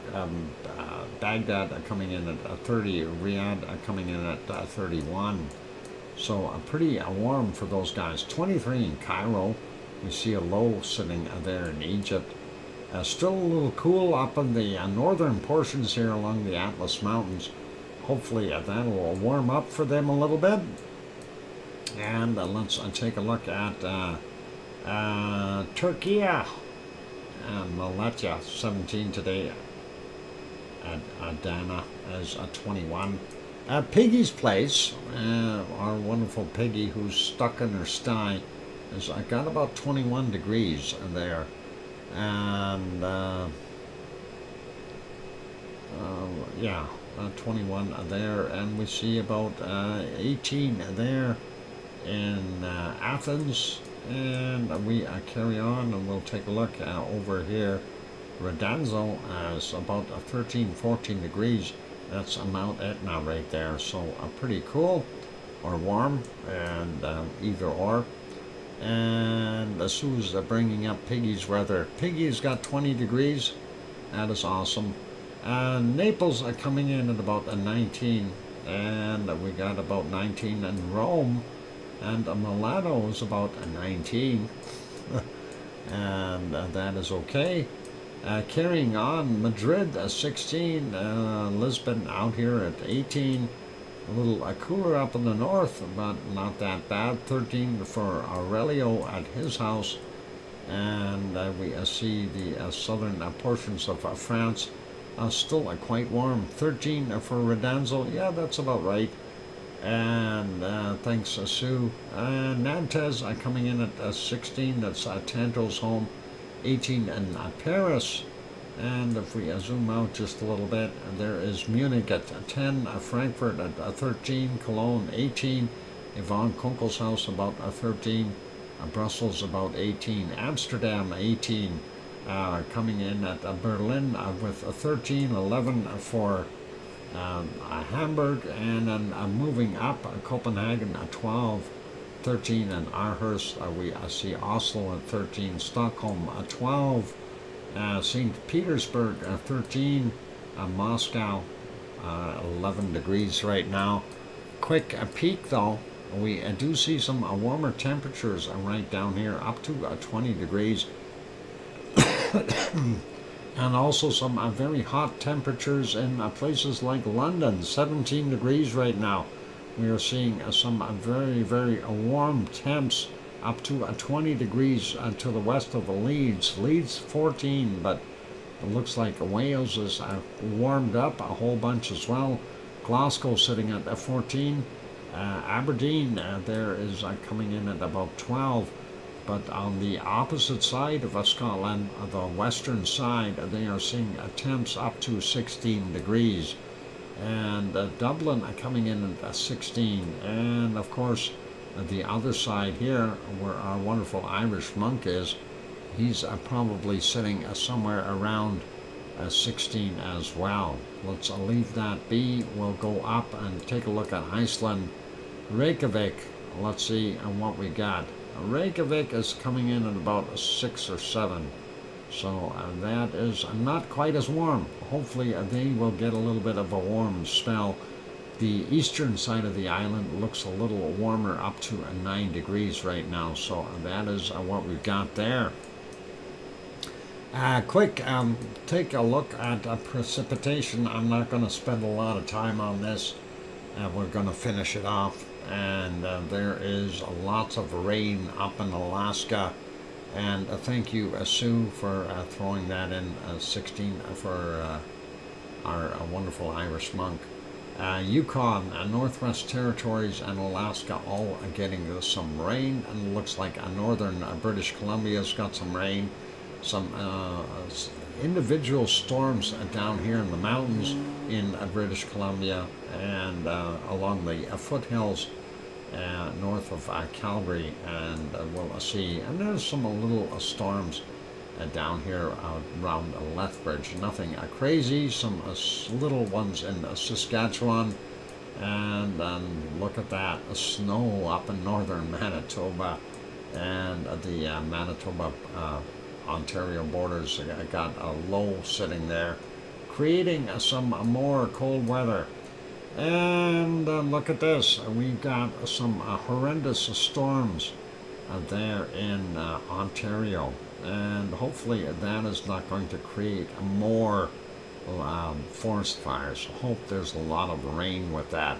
Also seeing down here Chicago getting a rain, and that is pretty good. They probably need that to clean the air, but this is going all the way down from New York all the way up to Lake Superior. So that band in here with some real heavy stuff in northern Ontario, that is pretty nasty. Looks like Buffalo's over here. Rochester just on the edge of it. But yeah, they're going to get some nasty storm stuff. And it looks like not bad in the eastern side of Canada right now, with the exception of that low off the coast. But we all know this stuff is going to go northward. So, Sue, you got more storms coming. I'm sorry. I'm just telling you the way it is. Western portions of the U.S., a bunch of little isolated storms. We don't see anything really get together and get bigger till we get to the western or eastern part of Colorado and into, I believe, Kansas. And some bad weather out here from Oklahoma City all the way to Little Rock, some small storms, rain. And we see some thunder storms here north of Austin and southwest of Dallas. So that's what we got there. And looks like the southern portions of Alabama are really getting nailed, as well as watching that stuff go along the coast. So through Georgia and the edge of South Carolina and North Carolina. Grandma B's house is safe, but that stuff is moving outward or onto the water. It'll be okay. And down in the bottom end here, not sure if we got a storm developing, but looks like Miami's got some storm works here, and NASA out there as well. Cuba getting nailed with some. And we got some rain splotchy in central Mexico, southern Mexico, Central America. Pretty normal stuff. And splotchy rain patches all over the Amazon, and going all the way out here through, what is it? Wow, it's like going through all these countries. So Peru, and then we are into Bolivia, then we skim along Paraguay and go back into Brazil. And here's some snow falling there in northern parts of Argentina. Not good, not good. Warmer, drier weather right now, anyway, until this stuff moves over a little bit and gets hooked up and pushed through. But New Zealand, not bad right now. A little bit of rain along the coast. And looks like Tasmania's got a storm in the north. And it looks like a Victoria area here and going up. We see some rain. They would probably be enjoying that rain. Thunderstorms and stuff like that happening there. Not bad. And yeah, looking in the rest of the area here. You pick a place and I'm sure it's raining. Tonga looks like it's raining. Fiji is raining. Solomon Islands is raining. Papua New Guinea is raining. Indonesia is raining. And how about we go up here and we look at Myanmar is raining. Hong Kong, I don't know, is Hong Kong raining?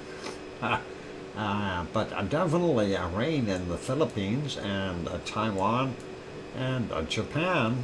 Yep, rain, go figure. China's got some rain too. So does North and South Korea.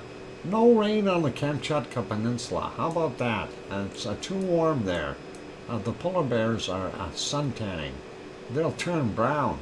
And there is that nest. See, the Bay of Bengal over here is doing its thing, but this is really a fast-moving storm. We've seen how heavy it is and likely going to make landfall in here somewhere.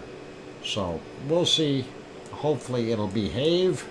South Africa, not bad. No rain for the most part down there. Cape Town has got a little bit.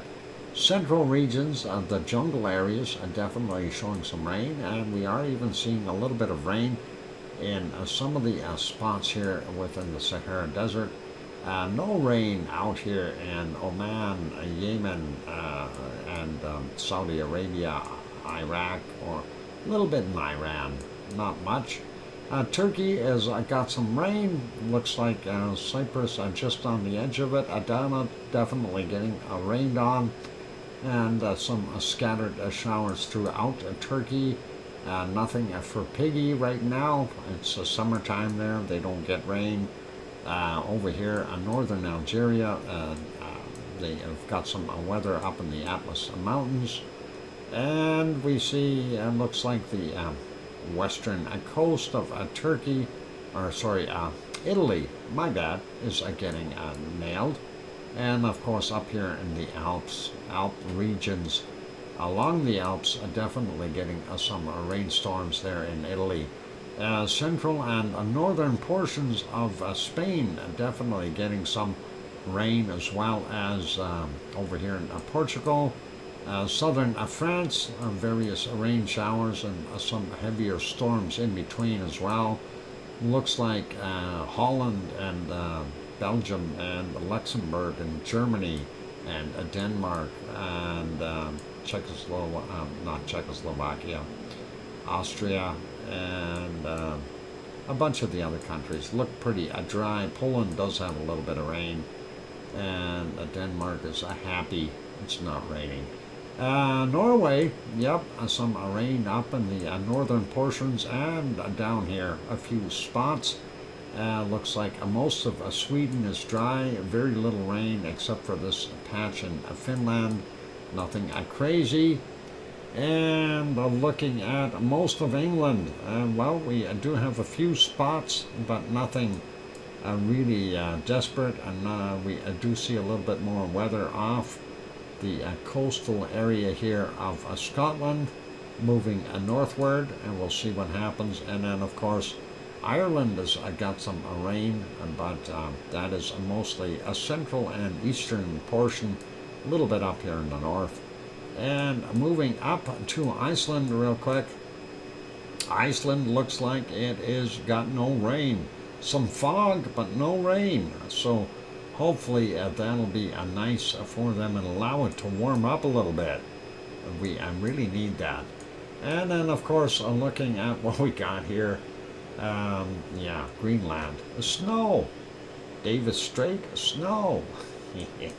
All right, let's be nice now. We'll find the coldest temperature on the planet, and we'll wrap up the stream. So 39 was shared amongst 3 places, Mexico, Saudi Arabia, as well as the Sahara Desert, for the high temperature on the planet.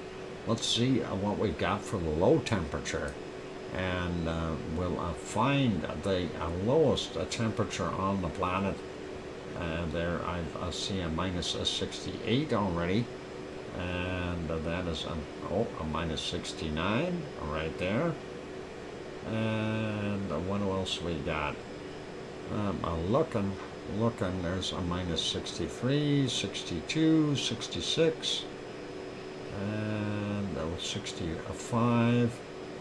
And let's see, where else have we got cold? Minus 50s, not that bad. And I'm just scanning, looking.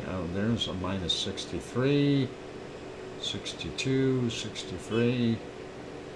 Okay, I'm still scooting around here looking. Minus 61. Not that bad there. We got a 58. No, that's not going to work. There's a minus 62 again. 64, 66, 67. Minus 67. There's a minus 68. And let's see, do we have anything colder than a minus 68?